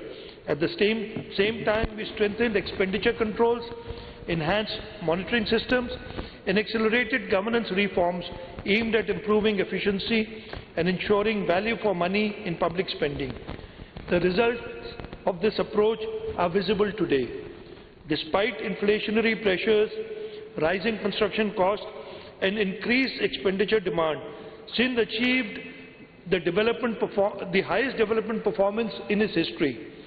Against an exceptionally challenging economic backdrop, the Government of Sindh released more than Rs 900 billion for development activities across the province. Major achievements during financial year 2025-26 include completion of 952 schemes as per the following breakdown. I won't go through this breakdown to save time. This unprecedented level of investment supported roads, bridges, schools, hospitals, water supply schemes, irrigation infrastructure, public transport system, municipal services and development activities benefiting citizens in every district of Sindh. These investments not only improved public services but also generated economic activity, supported employment and strengthened the foundation of long-term growth and prosperity. We believe responsible public finance is ultimately measured not by savings alone, but its impact on the lives of citizens. Honourable Speaker, I now turn to the measures undertaken by the Government of Sindh during 2025-26 to provide relief to citizens, protect livelihood and support vulnerable segments of the society. Throughout financial year 2025-26, the Government of Sindh implemented a series of targeted interventions aimed at protecting livelihoods, reducing economic hardship and supporting vulnerable segments of the society. These measures benefited farmers, workers, fishermen, transport users, traders and households across the province. Honourable Speaker, one of the most tragic incidents during the year was the devastating fire at Gul Plaza, Karachi on 17th of January 2026. This claimed 72 precious lives and affected approximately 1,208 commercial units and businesses. Recognizing both the human tragedy and the economic devastation suffered by hundreds of families and traders, the government approved one of the largest relief and rehabilitation packages ever extended for a commercial disaster in Sindh. A comprehensive package of rupees 8.45 billion was announced, comprising compensation for bereaved families, direct financial assistance to affected shopkeepers, and compensation for inventory and business losses. Under this package, compensation of rupees 10 million per deceased victim was approved. In addition, 1,208 affected shopkeepers received direct assistance of 500,000 each, and approximately 5.77 billion was released for inventory and business losses. I am grateful to the Karachi Chamber of Commerce and Industry who worked with us very closely, and all the payments were made on the recommendation of Karachi Chamber of Commerce and Industry, and I thank them for their help. Recognizing the challenges faced by our farming community, the government launched one of the largest farmer support programs in province's history. An allocation of rupees 45 billion was made for wheat procurement and farmer support initiatives. Through the Sindh Wheat Grower Support Program, more than 336,000 farmers cultivating over 2 million acres received assistance through the Benazir Hari card. An amount of rupees 43.23 billion was transferred directly to growers, contributing to a 21% in wheat cultivation and a record 28% increase in wheat production across Sindh. Wheat cultivation increased from 3.086 million to 3.879 million acres, while wheat production increased from 3.54 million tons to a highest ever 4.91 million tons in the province of Sindh. To further reduce production costs, the government allocated rupees 3 billion as fuel subsidy for small farmers holding up to 25 acres. Approximately 331,000 farmers benefited through transparent digital transfers, helping protect farm incomes and sustain agricultural activity. Honourable Speaker, the government also acted to shield citizens from rising fuel prices. Under the People's Motorcycle Fuel Subsidy Programme, rupees 4 billion was released to provide direct support to motorcycle owners across Sindh.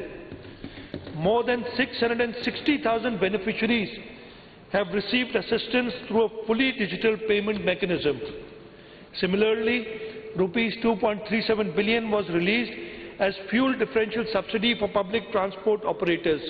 This intervention helped maintain affordable fares and benefited millions of daily commuters throughout the province. Recognizing challenges faced by coastal communities, the government also provided rupees 515 million in fuel support for 2,819 registered small and medium fishing boats, helping sustain livelihoods and economic activity in the coastal district. Further, Sindh contributed rupees 807 million under the Pakistan Energy Relief Plan as a part of coordinated national effort to cushion citizens from rising transportation costs. Honourable Speaker, I now turn to the flagship achievements that have transformed communities, strengthened infrastructure and laid the foundation for long-term prosperity across Sindh. These achievements represent communities restored, homes rebuilt, services expanded, jobs created and opportunities unlocked for millions of citizens across Sindh. Sir, one of the most significant achievements of financial year 2025-26 was the government's ability to sustain development momentum despite challenging economic conditions. Sindh achieved, as I had mentioned earlier, the highest development expenditure in its history, with more than rupees 900 billion invested in development projects and public infrastructure across the province.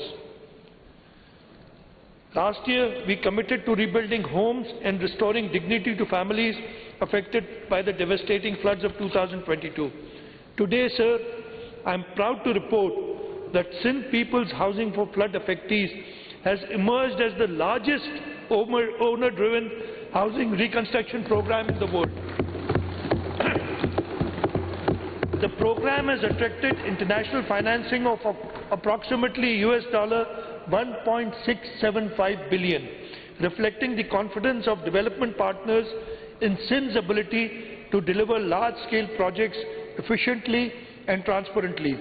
To date, financing for approximately 1.7 million housing units has been arranged. 1 million houses have already been completed. Of the remaining units, approximately 100,000 houses have reached the roof level, while the remainder are at various stages of construction.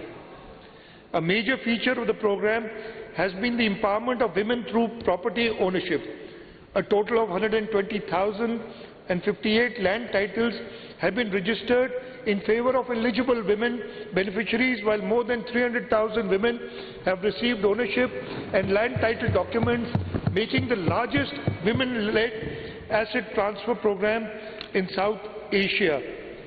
The program has also generated substantial economic activity in rural areas, creating employment opportunities, supporting local businesses, and stimulating construction-related industry across Sindh. Mr. Speaker, sir, this program has been reviewed by all international agencies, and I'm very proud to tell you that the World Bank, the Islamic Development Bank, the Asian Development Bank have mentioned that this program is the best ever housing program that they've done anywhere around the world. And this was the brainchild of Chairman Pakistan People's Party, Bilawal Bhutto Zardari, who for the first time ever, there have been floods before, but it's the first time ever that the government is rebuilding houses, and they're rebuilding climate resilient houses for these. So this program has been acclaimed as the flagship program by all international agencies. So for next year, the allocation for the Sindh People's Housing for Flood to complete the remaining houses is rupees 100.4 billion. Building upon the reconstruction efforts, the government has launched a US $214 water, sanitation and hygiene program. The initiative will provide clean drinking water and sanitation facilities to approximately 215,000 households in 1,800 villages, benefiting more than 1 million people. In addition, design work has commenced in 200 villages under wash intervention, while physical work in 100 villages are expected to commence by the end of June 2026. So another flagship project that we've completed is the Shah Bhutto. It's a new era in connectivity. Honorable Speaker, Karachi's continued growth depends upon modern infrastructure and efficient mobility. I am very pleased to report that Shah Bhutto, one of the largest urban infrastructure projects in Sindh history, has now become operational. Constructed at a cost of approximately rupees 60 billion, the project comprises a modern 38.75 kilometer corridor connecting Qayyumabad with the M9 motorway. As Karachi's first major infrastructure project developed under the public-private partnership framework, it represents a landmark achievement in innovative financing and project delivery. The impact is already visible. Travel time along the corridor has been reduced to approximately 25 minutes, while Shah Bhutto is currently facilitating the movement of around 25,000 vehicles daily. Shah Bhutto, I am pleased to inform the House that Shah Bhutto is now being extended from Qayyumabad to Karachi Port. The groundbreaking ceremony of this 64.2 billion rupee project was performed by Chairman Pakistan People's Party, Mr. Bilawal Bhutto Zardari, on 22nd May 2026. And just wish to tell everyone that out of the 64.2 billion, the Government of Sindh's contribution as equity is only 9.3 billion. So, with 9.3 billion, we will inshallah develop a project worth more than 64 billion rupees. The construction time is 30 months and the work on the project has already started. During financial year 2025-26, approximately 23 billion was committed. Some more projects in the city of Karachi I mentioned. In 25-26, approximately 23 billion were committed for major infrastructure projects being implemented through the Frontier Works Organization to improve mobility and strengthen Karachi's transport network. The government also approved infrastructure projects exceeding rupees 11 billion to be executed by the Karachi Development Authority and rupees 22 billion worth of projects being implemented through the Karachi Metropolitan Corporation to improve urban infrastructure and service delivery. A major milestone was achieved through completion of the Hub Canal project at a cost of approximately rupees 12.7 billion, significantly strengthening long-term water security for Karachi and adjoining areas. This project was inaugurated by Chairman Bilawal Bhutto Zardari on 13th of August 2025. Significant progress has already been achieved under the Competitive and Livable City of Karachi program. Development works are undertaken on 151 schemes across all 25 town municipal corporations of Karachi, of which 147 schemes have already been completed. The remaining schemes are on track for completion by the end of the current month. In addition to physical infrastructure, the program delivered important governance reforms through implementation of a modern SAP-based financial and payroll management system across all local councils and Karachi Metropolitan Corporation.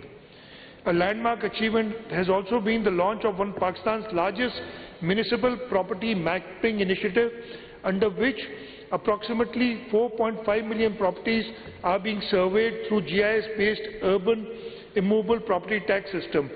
This initiative will strengthen urban planning, improve municipal revenues, and support sustainable delivery in the years ahead. Sir, now I move to talking about delivering on our commitments. Mr. Speaker, no investment yields greater return than an investment in human life. For this reason, the Government of Sindh has consistently prioritized healthcare as a fundamental pillar of its development agenda, with the objective of ensuring that every citizen has access to quality healthcare services regardless of income or place of residence. I am pleased to report that substantial progress has been achieved across the healthcare sector during financial year 2025-26. Sindh today hosts some of the finest public healthcare institutions in Pakistan, serving only not the people of Sindh, but patients from across the country, or should I say, patients from across the world. The National Institute of Cardiovascular Disease continues to expand access to specialized cardiac care.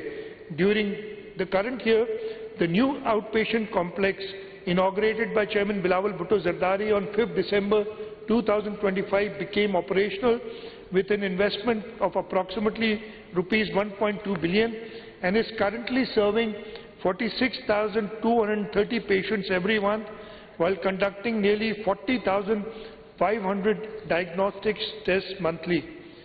Construction of a 100-bed emergency block, a 300-capacity conference hall and dedicated clinical trial unit has also commenced, further strengthening NICVD's position as one of the world's largest publicly funded cardiac healthcare system. Similarly, the Sindh Institute of Cardiovascular Disease continued to perform free and life-saving treatments throughout its network of 10 cardiac hospitals and 30 chest pain units across Sindh.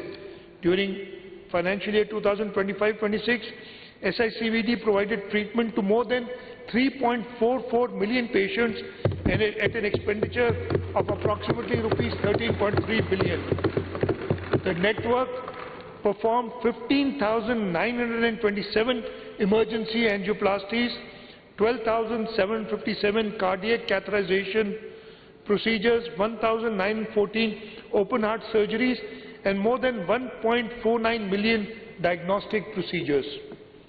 The chest pain unit network alone treated almost 433,000 patients, including 9,610 emergency heart attack cases, ensuring timely intervention and thus saving thousands of lives. To further expand access, new chest pain units were established at Sangar and Dadu, while advanced cardiac intervention facilities were introduced at Sakkar, Hyderabad and Tando Muhammad Khan. Sir, I will now move to the Sindh Institute of Urology and Transplantation. Sir, a major milestone was achieved through operationalization of 250-bed SIUT's Children's Hospital, which is now approximately 80% operational and has already provided more than 53,000 consultations. The government provided rupees 1 billion for this facility, which is expected to become fully operational during financial year 2026-27. At SIUT Sakhar, more than 57,000 OPD consultations, 53,000 dialysis sessions, 28,000 surgeries, and over 1.4 million laboratory tests were conducted during the year. Likewise, the Jinnah Postgraduate Medical Center continued to strengthen its position as one of Pakistan's largest tertiary care hospitals. During the current financial year, JPMC provided healthcare services to approximately 2.58 million patients, including 617,436 emergency cases, while performing 38,487 major surgeries. The institution also remained a national leader in cancer treatment, managing more than 51,000 oncology patients, conducting 31,189 radiotherapy sessions and 16,915 chemotherapy sessions. Significant progress was achieved on landmark 550-bed medical tower being developed under the Government of Sindh and Patient Aid Foundation partnership. Through this successful collaboration, JPMC's capacity has increased from 1,100 beds in 2011 to 2,208 beds today. Investing in children's health. Honourable Speaker, the government continued major investments in child and maternal health care throughout Sindh Institute of Child Health and Neonatology. The SICHA network expanded from 790 beds to more than 1120 beds and now provides specialized healthcare service across 12 districts of Sindh. More than 1.2 million patients received treatment through the SICHN facility. So the Peer Abdul Qadir Shah Jilani Institute of Medical Sciences, Gambut, continued to serve as Pakistan's premier public sector transplant institution. Between July 25 and May 26, Gambut Institute provided healthcare services to approximately 2.97 million patients and successfully performed 174 liver transplants, 16 kidney transplants, 29 bone marrow transplants, and 209 cardiac surgeries. The government also continued to strengthen emergency response systems across Sindh. During the current financial year, the Sindh Integrated Emergency and Health Service expanded its fleet by 110 new ambulances, increasing the total fleet to 545 ambulances operating across the province. Honourable Speaker, sir, I now turn to another critical investment in the future of our province, strengthening education and building human capital that will drive Sindh's growth in decades ahead. Honourable Speaker, no nation can achieve lasting prosperity without investing in its people and in its youth.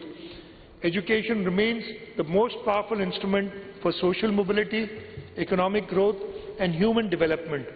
Last year, we committed to strengthening the education sector through teachers' recruitment, restoration of schools, expansion of early childhood education, support of our school children, decentralization of school finances, and greater access to higher education opportunities.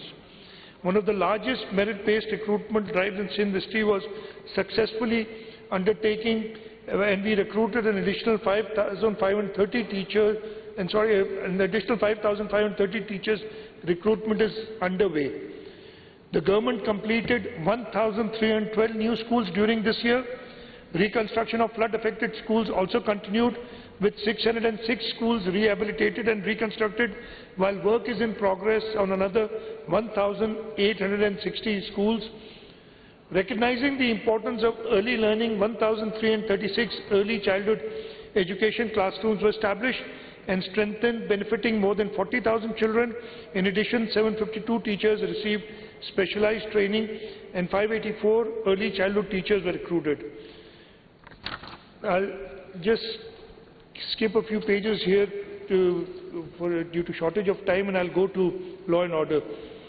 Peace and security are indispensable for economic growth, social stability and public confidence. Recognizing this, the Government of Sindh continued to invest in modern policing, counter-terrorism capabilities and public safety initiatives to ensure a secure environment for citizens and businesses alike. A major milestone during financial year 2025-26 was the expansion of technology-driven policing and road safety initiatives. The introduction of AI-based faceless e-ticketing system, together with expansion of the Safe City program, transformed traffic enforcement and strengthening road safety across the province. More than 1.07 million electronic tickets were issued through transparent and technology-based enforcement mechanism. Adopting a citizen-friendly approach, the government waived penalties for the first-time traffic violators to encourage compliance through awareness rather than punishment. To further strengthen the surveillance of public safety, 1,325 smart cameras equipped with facial recognition and automatic number plate recognition technologies were installed at strategic locations. In addition, 1,487 assistant sub-inspectors were recruited. Recruitment of 2,000 investigation officers was approved, and modernization work commenced on 40 model police stations across the province. So one of the most important achievements of the year was restoration of peace and security in the Kacha areas of northern Sindh through targeted anti-dacoit operations in Shikarpur, Kashmore and Gotki, supported by an allocation of Rs 872 million. Law enforcement agencies conducted 141 encounters, eliminated 48 hardened criminals, made 140 arrests and secured 475 voluntary surrenders. Most importantly, approximately 115,000 acres of Kacha territory was cleared from criminal influence, restoring confidence among local communities and strengthening the writ of the state. Sir, I now turn to another important commitment of this government, that is empowering persons with disabilities, promoting inclusion and ensuring that no citizen is left behind in journey towards progress and prosperity. During the current financial year, significant progress was achieved in expanding rehabilitation services, strengthening inclusive education and improving accessibility across the province.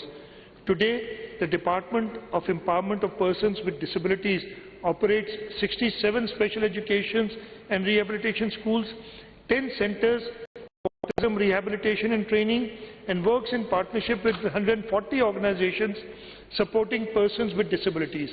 More than 1,000 teachers from 300 schools received specialized training under Inclusive Education Program, while a broader initiative has been launched to train 5,000 teachers in inclusive education methodologies. The government also expanded rehabilitation infrastructure. New CARTS facilities at Tando Muhammad Khan and Korangi have been completed, while the Sakhar Mega Complex and centers in Mirpur Khas, Karachi Central and DHA Karachi are progressing. The Sindh Institute of Physical Medicine and Rehabilitation, Ladkhana, has achieved approximately 90% completion, while a similar facility is being developed in Sakhar. Rehabilitation facilities are also being expanded in Karachi, Badin, Shahdatpur, Jacobabad, Moro, Daud and Mithi. To improve accessibility and opportunity, 42 digital classrooms were established for deaf students. Pakistan's largest vocational training facility for persons with disabilities was established at Korangi, and assisted devices worth Rs 800 million were distributed across Sindh. Honourable Speaker, sir, I now turn to another area where government has delivered tangible results for citizens across the province, modernizing public transport, improving mobility and advancing sustainable transportation solutions. An efficient, affordable and accessible transport system is essential for economic growth, social inclusion and urban productivity. The People's Bus Service continued its successful expansion, with operational fleet reaching 290 buses and services extended to Khairpur, Shikarpur, Tando Alayar and Hyderabad. Today, the service carries approximately 125,000 passengers daily and has served more than 1 million passengers since its launch. To improve mobility for women, the Pink Bus Service, Pakistan's first women-exclusive public transport initiative, continued to expand. The government also accelerated the transition towards green mobility. During the year, 34 electric buses became operational, while an additional 100 electric buses are being inducted into the transport network. Furthermore, procurement of the first 500 electric buses under the broader 1000 EV bus program is being undertaken through a public-private partnership framework, making it one of the largest green transport initiatives in Pakistan. To further strengthen Karachi's transport network, the government has approved procurement of 50 modern double-decker buses at a cost of approximately Rs 4.8 billion, out of which 25 double-decker buses will be on the road in the next 3 months. The new fleet is expected to serve more than 30,000 passengers daily and will significantly enhance public transport capacity in the city. Sir, I now turn to another important pillar of our development strategy, leveraging public-private partnerships to accelerate infrastructure development, attract investment and create new opportunities for economic growth. The Government of Sindh has successfully positioned public-private partnership as a key instrument for infrastructure development.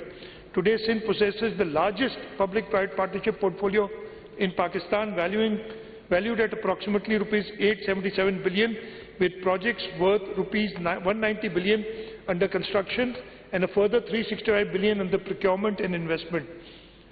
These projects span transportation, water supply, renewable energy, urban infrastructure and environmental sustainability. A flagship project under this framework is the Ghotki-Kantkot Bridge, the largest bank-to-bank or longest bank-to-bank bridge across River Indus in Pakistan, spanning approximately 12.2 kilometers. The project will transform connectivity in northern Sindh. The government also launched the carbon emission reduction through forestation project, covering approximately 35,000 hectares of riverine forest in Jamshoro and Matiari district. The project will sustain climate resilience, support carbon sequestration, enhance biodiversity and create livelihood opportunities for local people.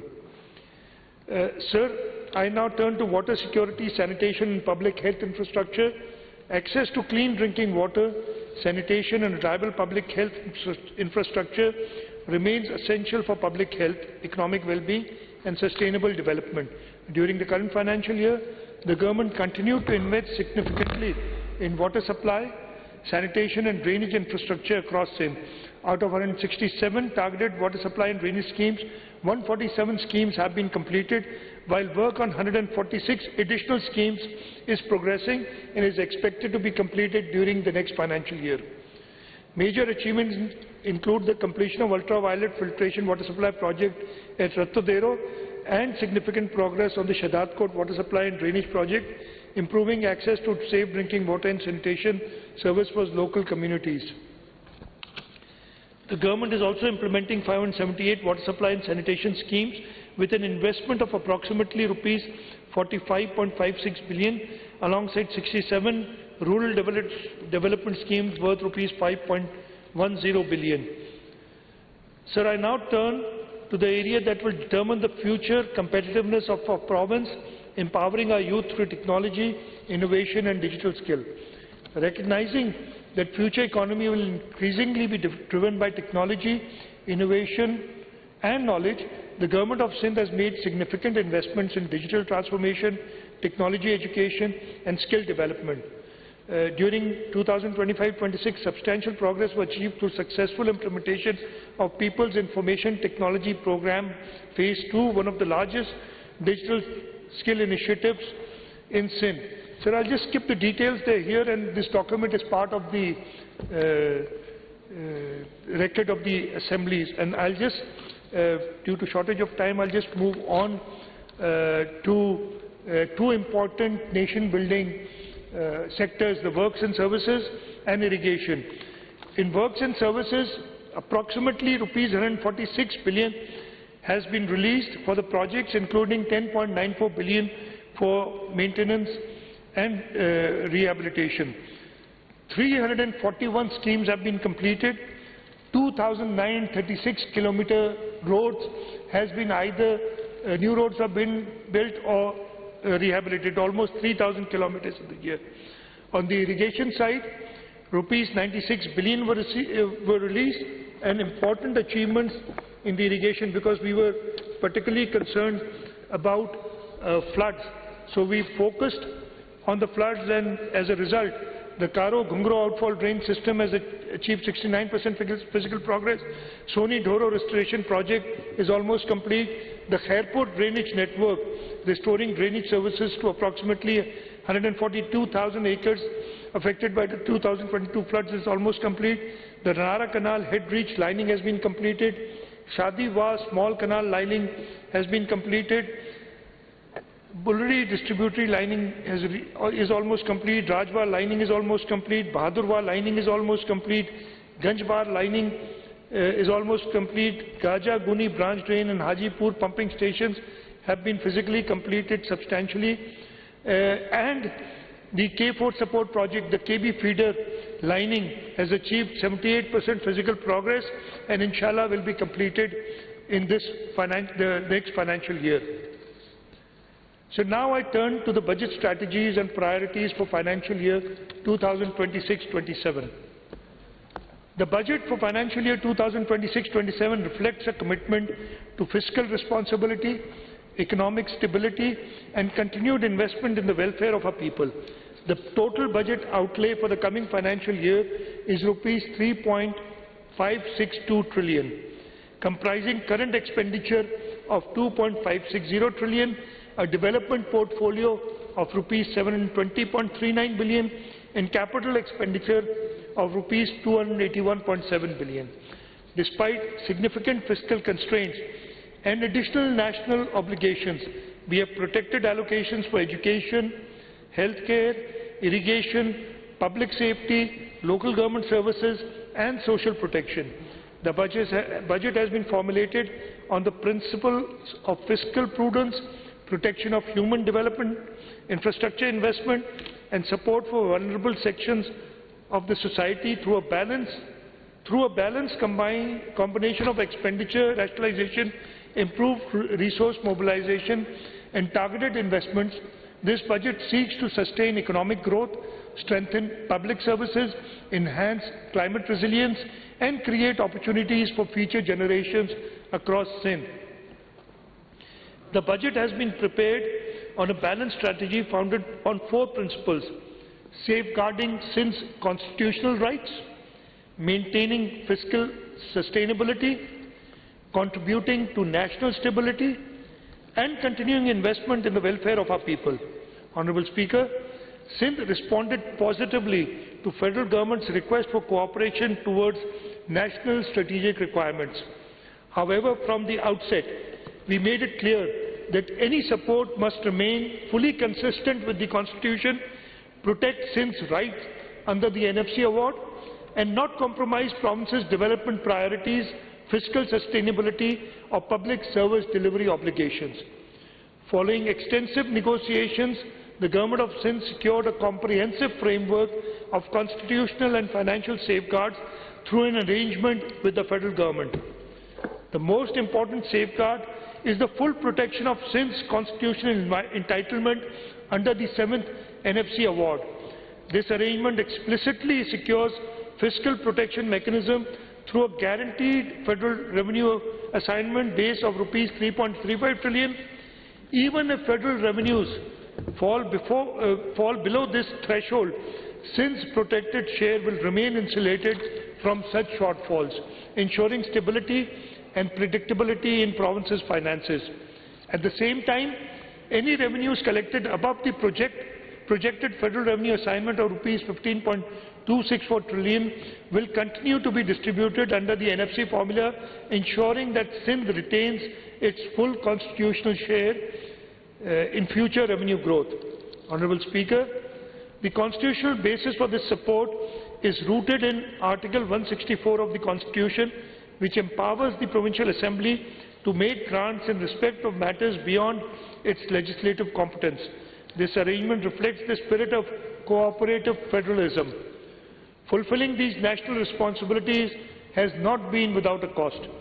To accommodate this contribution while maintaining fiscal stability, the government has reduced its provincial ADB size from the projected rupees 575 billion to rupees 400 billion.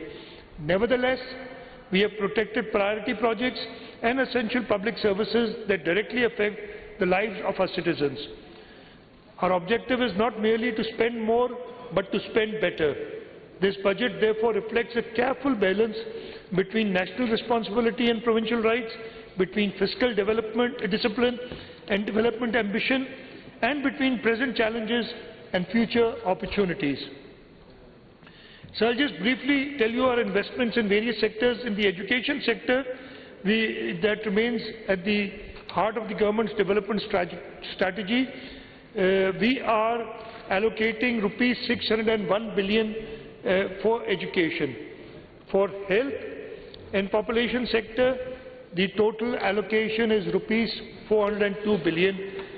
This would enable, and so we have ring-fenced funding to our flagship healthcare institutions, including NICVD, SICVD, SIUT, SICHN, JPMC and Government Institute, which collectively provide free and life-saving healthcare services to millions of patients annually.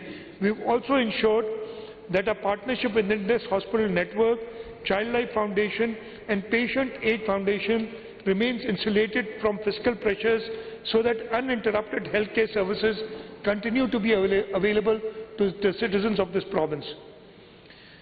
So in the transport and communication sector, we have allocated 185 billion rupees. These investments will support expansion of public transport system, road infrastructure, bridges and strategic connectivity projects across Sindh. Our objective is to improve mobility, reduce travel time, facilitate trade and provide safe, affordable and efficient transportation system to the people of Sindh. So in the irrigation sector, an investment of rupees 103 billion has been provided. The government will continue investing in canals, drainage systems, barrages, flood protection works and climate resilient water structure. In sanitation and public health and engineering sector, an allocation of rupees 49 billion has been earmarked, and this will enable us to ensure that drainage infrastructure and public health engineering projects improve living conditions and public health outcomes, particularly in the underserved urban and rural areas. So for local government and service delivery sector, we are allocating rupees 347.6 billion. And these resources will support municipal infrastructure, urban development, solid waste management, community services, and improvement in local service delivery across Sindh. For law and order, to maintain peace and security, an amount of 222 billion rupees is being allocated. These resources will strengthen policing, public safety, counter-terrorism capabilities, safe city initiatives, and modern law enforcement infrastructure to ensure the protection of lives and property across the province. An amount of rupees 72.8 billion has been allocated for the agriculture, livestock and fisheries sector, which remain a priority for us. For energy, climate and environmental sector, rupees 84 billion has been earmarked. For minorities and women development sector, rupees 3.5 billion has been provided, and these allocations have been ring-fenced and protected from expenditure rationalization measures. The government remains committed to empowering women, promoting gender equality, supporting economic participation, and ensuring that minority communities continue to receive the support and opportunities they deserve as equal citizens of Pakistan. For persons with disabilities, an investment of rupees 22.8 billion is earmarked. Despite physical challenges, funding for disability-related programs has been fully protected.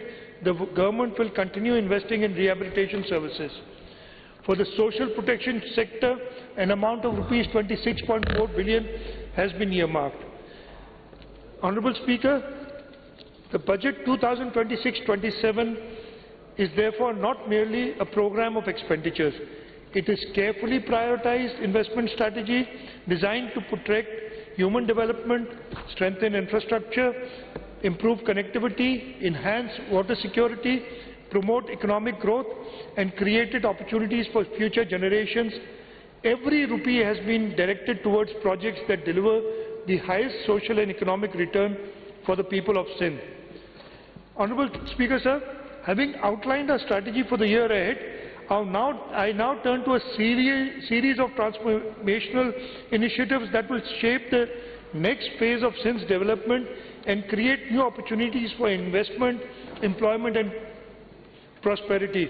And so I would like to mention that these initiatives were done under the guidance of Chairman Pakistan People's Party, Mr. Bilawal Bhutto Zardari, and President of Pakistan, Mr. Asif Ali Zardari. And when I talk about them, you will know where we are going to. From our normal day-to-day development work, we are now thinking big, and we are thinking international, and I'll come to that now. Sir, our previous achievements in public-private partnership provide a strong foundation for the future. Today, we stand at the threshold of a new phase of development, one that seeks not only to address current challenges, but also to unlock the immense economic potential of Sindh. Every generation is presented with a defining opportunity that shapes its economic destiny for decades to come. And I believe, sir, that moment for the province of Sindh is now. The government of Sindh believes that the time has come not merely to build projects, but to lay foundations of a new economic future. The initiatives that I am about to announce are therefore not conventional development schemes. They are long-term strategic investments designed to transform Sindh into a globally connected hub of trade, finance, technology, energy and sustainable growth. So the government of Sindh, through its pioneering public-private partnership framework, established one of the most dynamic and successful PPP portfolios in the region, spanning critical sectors for the economy and infrastructure. Through sustained commitment to innovation, transparency and private sector participation, Sindh has emerged as a leading PPP jurisdiction, earning both national and international recognition. The global standing of Sindh's public-private partnership program is reflected in recognition by the 10th United Nations Economic Commission for Europe for PPP forums, which published case studies on 4 PPP projects undertaken by the government of Sindh. During the year, the internationally renowned publication, The Asset, conferred the prestigious PPP Deal of the Year award on the Sindh Riverine Forestation Project, further demonstrating the quality, innovation and global relevance of Sindh's PPP initiative. Earlier, The Economist ranked Sindh's PPP project the 6th best PPP program in Asia, a distinction that continues to underscore the province's leadership in innovative infrastructure financing and public delivery. The Sindh Public-Private Partnership Program has been acknowledged by the Federal Finance Minister as a trailblazer in PPP development and received appreciation from the Prime Minister of Pakistan. The success of Sindh's PPP framework has received recognition at both national and international level. Most recently, during the National Economic Council meeting held on the 10th of June 2026, the achievements of the Government of Sindh's PPP unit were formally appreciated by the National Economic Council, and the Government of Sindh was requested to share its experience and provide guidance to other provinces to accelerate implementation of PPP projects across Pakistan. This recognition reflects Sindh's leadership in infrastructure development, innovative financing and efficient project delivery. Mr. Speaker, sir, building on this strong foundation, the Government of Sindh is now embarking upon the next phase of PPP's journey. The focus is no longer merely on expanding the portfolio. Our focus is now on undertaking transformational and strategically significant projects that will redefine Sindh's economic landscape, accelerated growth, strength, competitiveness, and create a more enabling environment for investment, business, and sustainable development. The initiatives that I am about to announce represent this new generation of PPP projects. They are designed not only to address present-day infrastructure needs, but to position Sindh as a leading center of trade, finance, technology, energy and innovation for decades to come. Sindh has always led from the front. It was the vision of Syed Ali Bhutto that led to the establishment of Port Qasim, which today handles nearly 40% of Pakistan's maritime trade. Most recently, Sindh became the first province to develop an airport through its own resources in the Thar region. These achievements demonstrate that when Sindh combines vision with determination, transformational changes become possible. Building upon this legacy, the government is embarking upon the next phase of its development journey. Sir, I am proud to announce that the Sindh government is going to undertake the KT Bandar Maritime and Economic Corridor.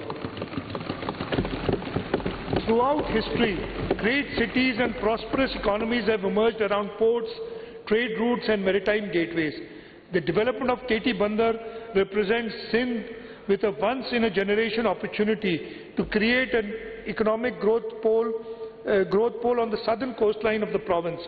Sir, I remind you that this project was conceived by Syed Mohtarma Benazir Bhutto during her government from 1993 to 96, and it is now that the government of Sindh is by itself taking this project to fruition. Guided by the vision articulated by President Asif Ali Zardari, the government has initiated the process of evaluating KT Bandar as a future maritime, logistic, industrial and energy hub of regional significance. An internationally benchmarked integrated economic viability assessment will be undertaken to evaluate the development of a modern coastal economic corridor incorporating port infrastructure, industrial zones, logistic and warehousing facilities, export-oriented manufacturing clusters, energy infrastructure and multimodal transport connectivity. The assessment will also examine strategic links with the Dabeji Special Economic Zone, Thar's energy and mineral resources and emerging regional trade corridors. Our vision extends far beyond the development of a port. We envision a new economic ecosystem that can generate investment, industrialization, export and employment for the generations to come. The successful development of KT Bandar has the potential to transform the economic geography of Sindh in much the same way that Port Qasim transformed the economic landscape of Pakistan several decades ago. We expect that the federal government will support the government of Sindh in this big leap forward. So the next important initiative that we are undertaking is creation of the Sindh Infrastructure Financial Center in the city of Karachi. Karachi has long been the commercial and financial heart of Pakistan. It hosts the country's largest banks, capital markets, financial institutions and corporate headquarters. As Pakistan's gateway to international trade and investment, Karachi possesses all the ingredients necessary to emerge as a leading regional financial center. Building upon this historic strength and leveraging Sindh's internationally recognized expertise in developing innovative public-private partnership projects, I am pleased to announce that the government of Sindh has initiated the process for establishing the Sindh International Financial Center as a world-class platform for investment, finance, innovation and dispute resolution.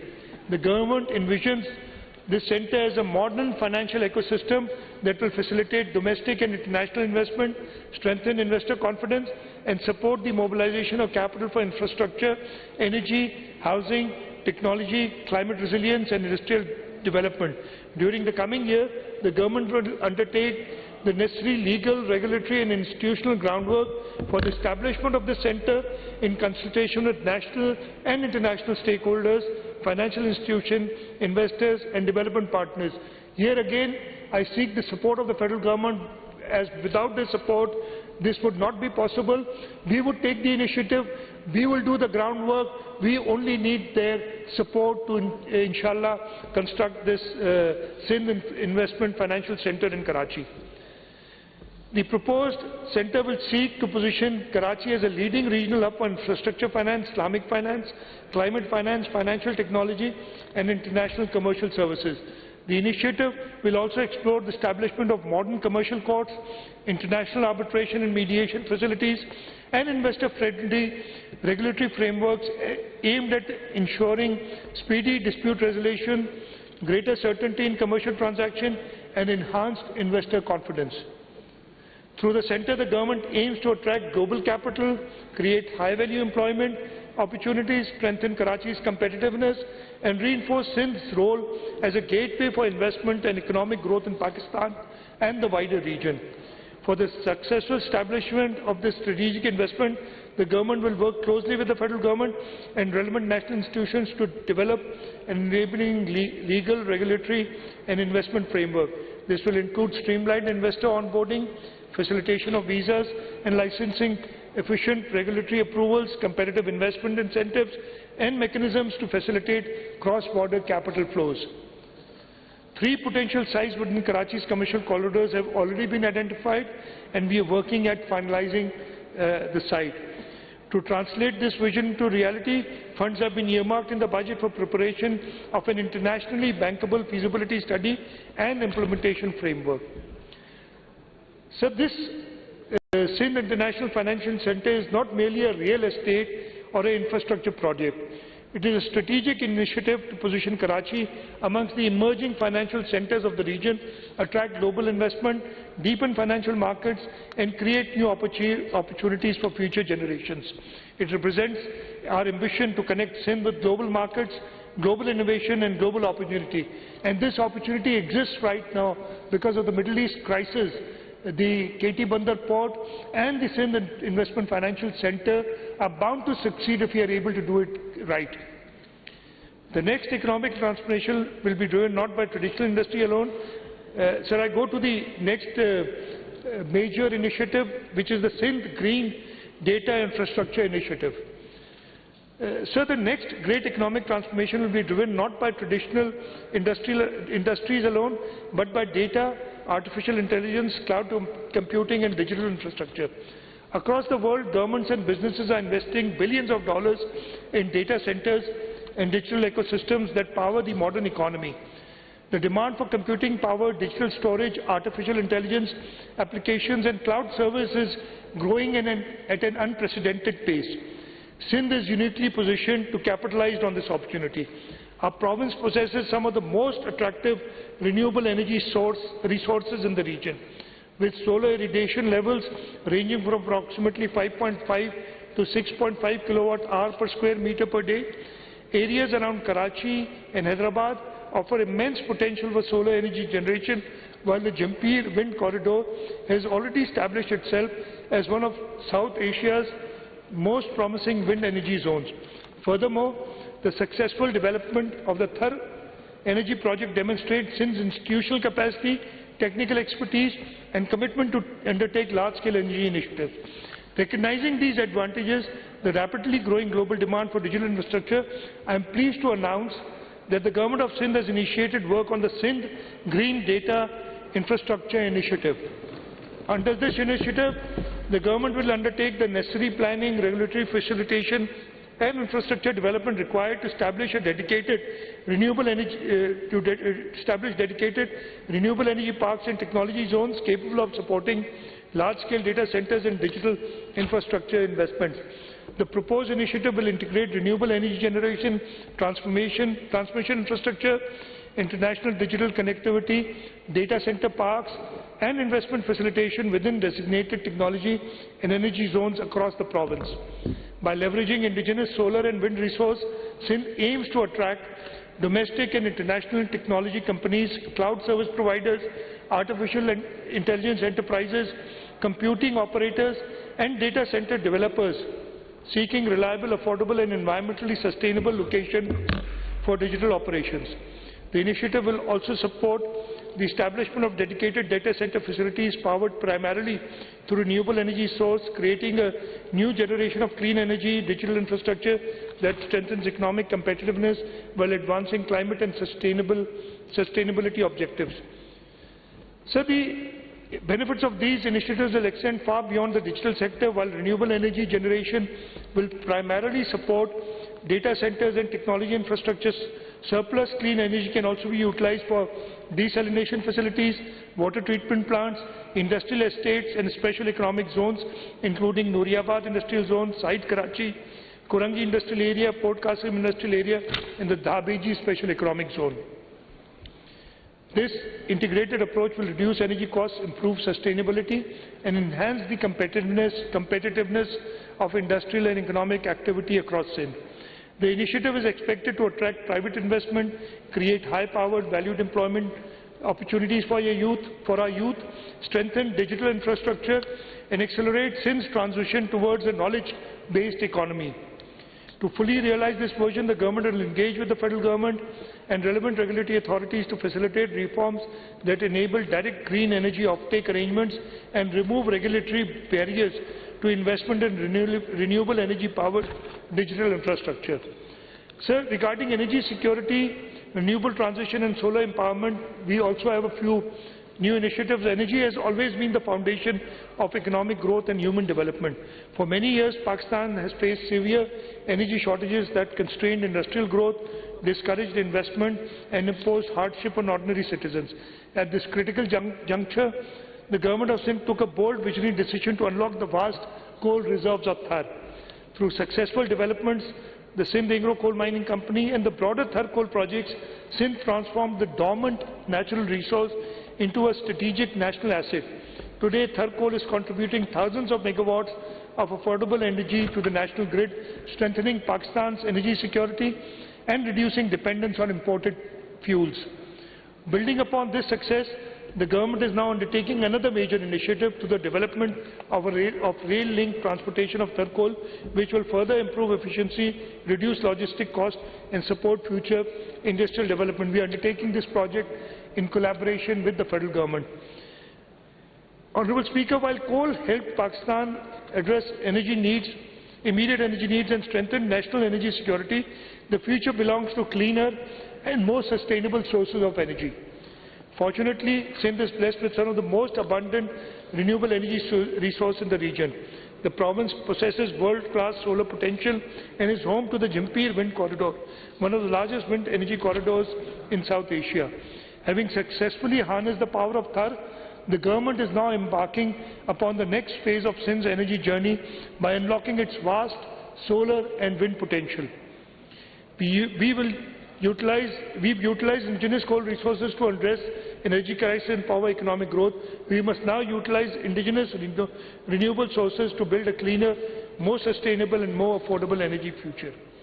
In pursuance of this vision, I am pleased to announce one of the largest household renewable energy programs in Pakistan. Under this initiative, 275,000 free solar home systems have been procured at the cost of Rs 18 billion for distribution among deserving households belonging to the poorest segments of the society. For thousands of families, particularly those facing economic hardship, this program will reduce electricity costs, improve energy access, and enhance quality of life. At the same time, the government recognizes that energy affordability is also a challenge for middle-class households. Therefore, through a partnership between the Sindh Enterprise Development Fund and the Sindh Bank, we are launching an innovative solar financing program to enable middle-income families to install rooftop solar systems through subsidized financing arrangements. This initiative will allow households to reduce electricity bills, achieve greater energy independence, and participate in clean energy transition without facing significant upfront costs. Sir, agriculture is the backbone of our economy, and we are giving special focus to agriculture. Sir, the prosperity of Sindh is inseparable from the prosperity of its farmers. Agriculture remains the backbone of Sindh's economy, yet nearly 93% of farmers cultivate small landholdings, limiting their ability to access modern machinery, efficient irrigation systems, affordable financing, and competitive markets. To address this challenge, I am pleased to announce that the government will introduce a necessary legislation, a landmark reform designed to empower small farmers through legally recognized, democratic and farmer-led agricultural collectives. The objective of this initiative is simple but transformative. To enable farmers to achieve the benefit of scale without surrendering ownership of their land, farmers will continue to own and cultivate their individual holdings while voluntarily joining together to access machinery, technology, finance, storage, processing facilities and marketing on collective basis. The government will act as a facilitator, regulator and enabler. The most important feature of this initiative is access to finance. Financings will be channeled through commercial banks, development finance institutions and partner organizations. Farmers themselves will decide which machinery, technologies and services best suit their needs, creating a demand-driven and farmer-owned model of agricultural modernization. For the first time, registered agricultural collectives will be recognized as bankable entities capable of accessing subsidized credit, lease financing, crop insurance and asset insurance. Through this initiative, farmers will gain access to tractors, harvesters, laser land leveling, drip irrigation, solar-powered tube wells, drone-based services, storage facilities, processing infrastructure and modern market linkages at a scale previously beyond their reach. This reform has the potential to transform fragmented farming into organized, technology-enabled and market-linked agriculture, increase productivity, strengthen climate resilience, improve water efficiency and raise rural incomes across Sindh. It is a new model of rural empowerment that places farmers themselves at the center of development and creates a pathway towards a more productive, prosperous and sustainable agriculture future of Sindh. So another concept that we are working on is integrated waste to value and circular economy program. Rapid urbanization presents both challenges and opportunities. As our cities continue to grow, the need for sustainable and efficient waste management system becomes increasingly important. Over the years, the Government of Sindh has made significant investments in municipal solid waste, particularly in the collection and transportation of waste from major urban centres. Building upon these efforts, we are now ready to move towards the next stage of reform. I am pleased to announce the Government intends to develop an integrated waste-to-value program under the public-private partnership framework, transforming waste management from municipal service into an engine of environment sustainability and economic value creation. The proposed initiative will move beyond conventional waste collection and disposal by focusing on scientific processing, treatment and recovery of value from municipal solid waste. This will include the production of refuse-derived fuels, recycling of recoverable materials and other waste-to-resource initiatives capable of generating economic returns while reducing environmental impacts. The program will also incorporate modern landfill gas management systems to capture methane emission from existing and future landfill sites.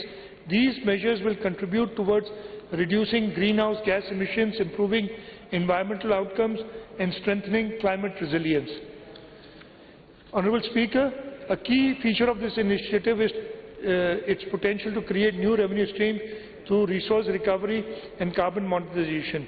I'll just skip and I'll go to the next section here. It's given in detail.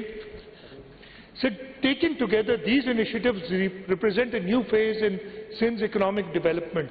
KT Bandar will strengthen Sindh's role in regional trade. The Sindh International Financial Centre will connect Sindh to global capitals. The Green Data Infrastructure Initiative will position Sindh within the digital economy of the future. Renewable energy and solarization will support energy security and affordability. The agricultural collective initiatives will strengthen productivity and prosperity in rural Sindh. The Waste to Value program will promote environmental sustainability and circular economic growth. Together, these flagship initiatives are designed to expand opportunities, attract investment, and build the foundations of long-term economic growth across the province. Sir, we are always aware of protecting the most vulnerable, our pro-poor and social protection initiatives. At a time when rising living costs continue to affect households across the province, the Government of Sindh remains committed to protecting the most vulnerable segments of the society. Accordingly, I am pleased to announce a package of pro-poor social protection initiatives amounting to Rs 13.2 billion. These initiatives include Kitchen Garden Initiative, Benazir Hari Card Program, Benazir Women Agriculture Workers Program, Orphan and Widow Support Program. Sir, I now turn to measures aimed at providing relief to workers, employees and pensioners. Honourable Speaker, sir, Economic growth must translate into improved living standards for workers, employees and pensioners. The government recognizes that despite improving economic indicators, many households continue to face pressures from rising living costs. Workers, salaried employees and pensioners have contributed significantly to the progress and stability of our society and deserve support during challenging economic conditions. Accordingly, the government has decided to provide relief to both public and private sector workers. Honourable Speaker, there will be no new taxes in the next financial year 2026-27. The Finance Act proposes a number of targeted relief measures to support education, employment, insurance and agriculture. Sales tax on education support services including education consultancy, testing and evaluation services being reduced to 5%. The reduced 5% tax rate on recruiting agents for overseas employment is being extended for a further 2 years. Beauty parlours and salons integrated with the point of sale system will continue to benefit from the concessional 8% tax rate, while certain donor-funded development projects also being given tax relief. To promote insurance coverage and resolve outstanding disputes, the tax rate on insurance agents and brokers is proposed to be reduced from 5% to 2 to 3%, while tax exemption threshold for life insurers is being increased from ₹500,000 to ₹3.5 million. For agricultural sector, penalties for non-filing of agriculture income tax returns are being rationalized. The agriculture super tax exemption threshold is being enhanced, and ₹150 million to ₹500 million, from ₹150 million to ₹500 million, and the tax rate is being reduced from 10 to 8%. These measures will provide meaningful relief, encourage compliance and support economic growth in Sindh. Mr. Speaker, sir, I am pleased to announce that the Cabinet today has recommended that the minimum wage be enhanced from the current ₹40,000 per month to ₹43,000 per month. This will come into effect July 1, 2026 after going through the regulatory process. Sir, I am also pleased to announce that all government employees shall receive a 7% increase in basic pay with effect from 1st of July 2026. And sir, we will ensure that the lowest pay of our grade 1 officers, employees is at least ₹43,000, the minimum pay. Furthermore, all pensioners shall receive a 7% increase in pension with effect from 1st of July 2026. So these measures reflect government's continued commitment to supporting workers, honouring pensioners and helping households cope with rising living costs. Honourable Speaker, sir, as I conclude, this budget is not merely a statement of receipts and expenditures. It reflects our priorities, our aspirations and our commitment to the people of Sindh. The budget for financial year 2026-27 has been prepared at a time of global uncertainty, economic challenges and rapid technological changes. Yet, it is also a time of opportunity. Over the past year, we protected development spending, strengthened public services, supported vulnerable households, expanded infrastructure, invested in human capital and laid the foundation for future growth. Sir, our vision is clear. We want a Sindh where every child has access to quality education, every family has access to quality health care, and every young person has an opportunity to realize his or her potential. A Sindh where farmers, workers, entrepreneurs and investors can prosper. A Sindh connected through modern infrastructure, strengthened by innovation and prepared for opportunities of the digital economy. A Sindh where development reaches every district, every community and every citizen. So this budget is guided by 3 enduring principles: protecting citizens, investing in people and building for the future. These principles will continue to guide our efforts as we work towards a more prosperous, inclusive and resilient Sindh. The people of Sindh have always demonstrated extraordinary resilience, determination and optimism in the face of challenges. With unity, hard work and a shared sense of purpose, I am confident that together we can build a stronger Sindh and contribute to a stronger Pakistan. This budget is a commitment to our people, a commitment to opportunity, and a commitment to future generations. Sir, a number of people have worked very hard in order to put together this document, which is a futuristic document. We are not talking about just projects, we are talking about visions of the future. And I'd like to acknowledge them, but I'll just wait till my winding speech, because this is a very long list, and I've already taken up a lot of everybody's time. And if I start naming those people now, it will take a long time. So let me wait and till my winding up speech. But I would want to acknowledge all those people, and I'll do it at the end. So with these words, I announce that the annual budget for financial year 2026-27 to this Honourable House for its consideration and approval. Sindh Sada Abad, Pakistan Paindabad. Thank you very much.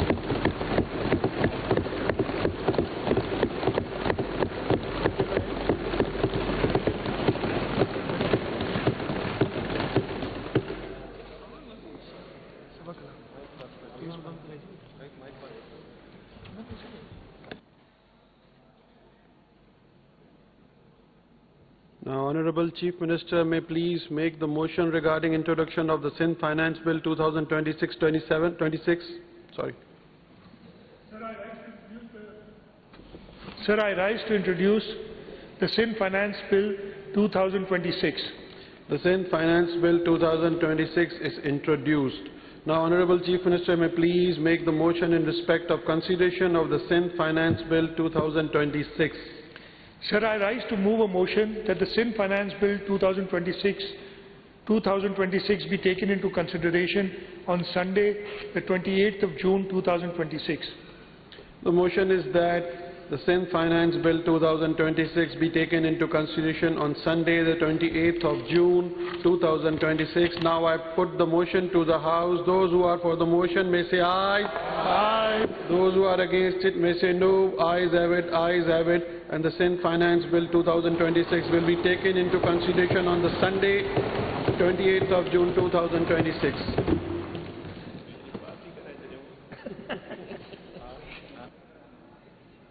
जी नासिर शाह साहब आपने कुछ कहा? Now the House is adjourned to meet again on Friday, the 19th June 2026 at 10 a.m.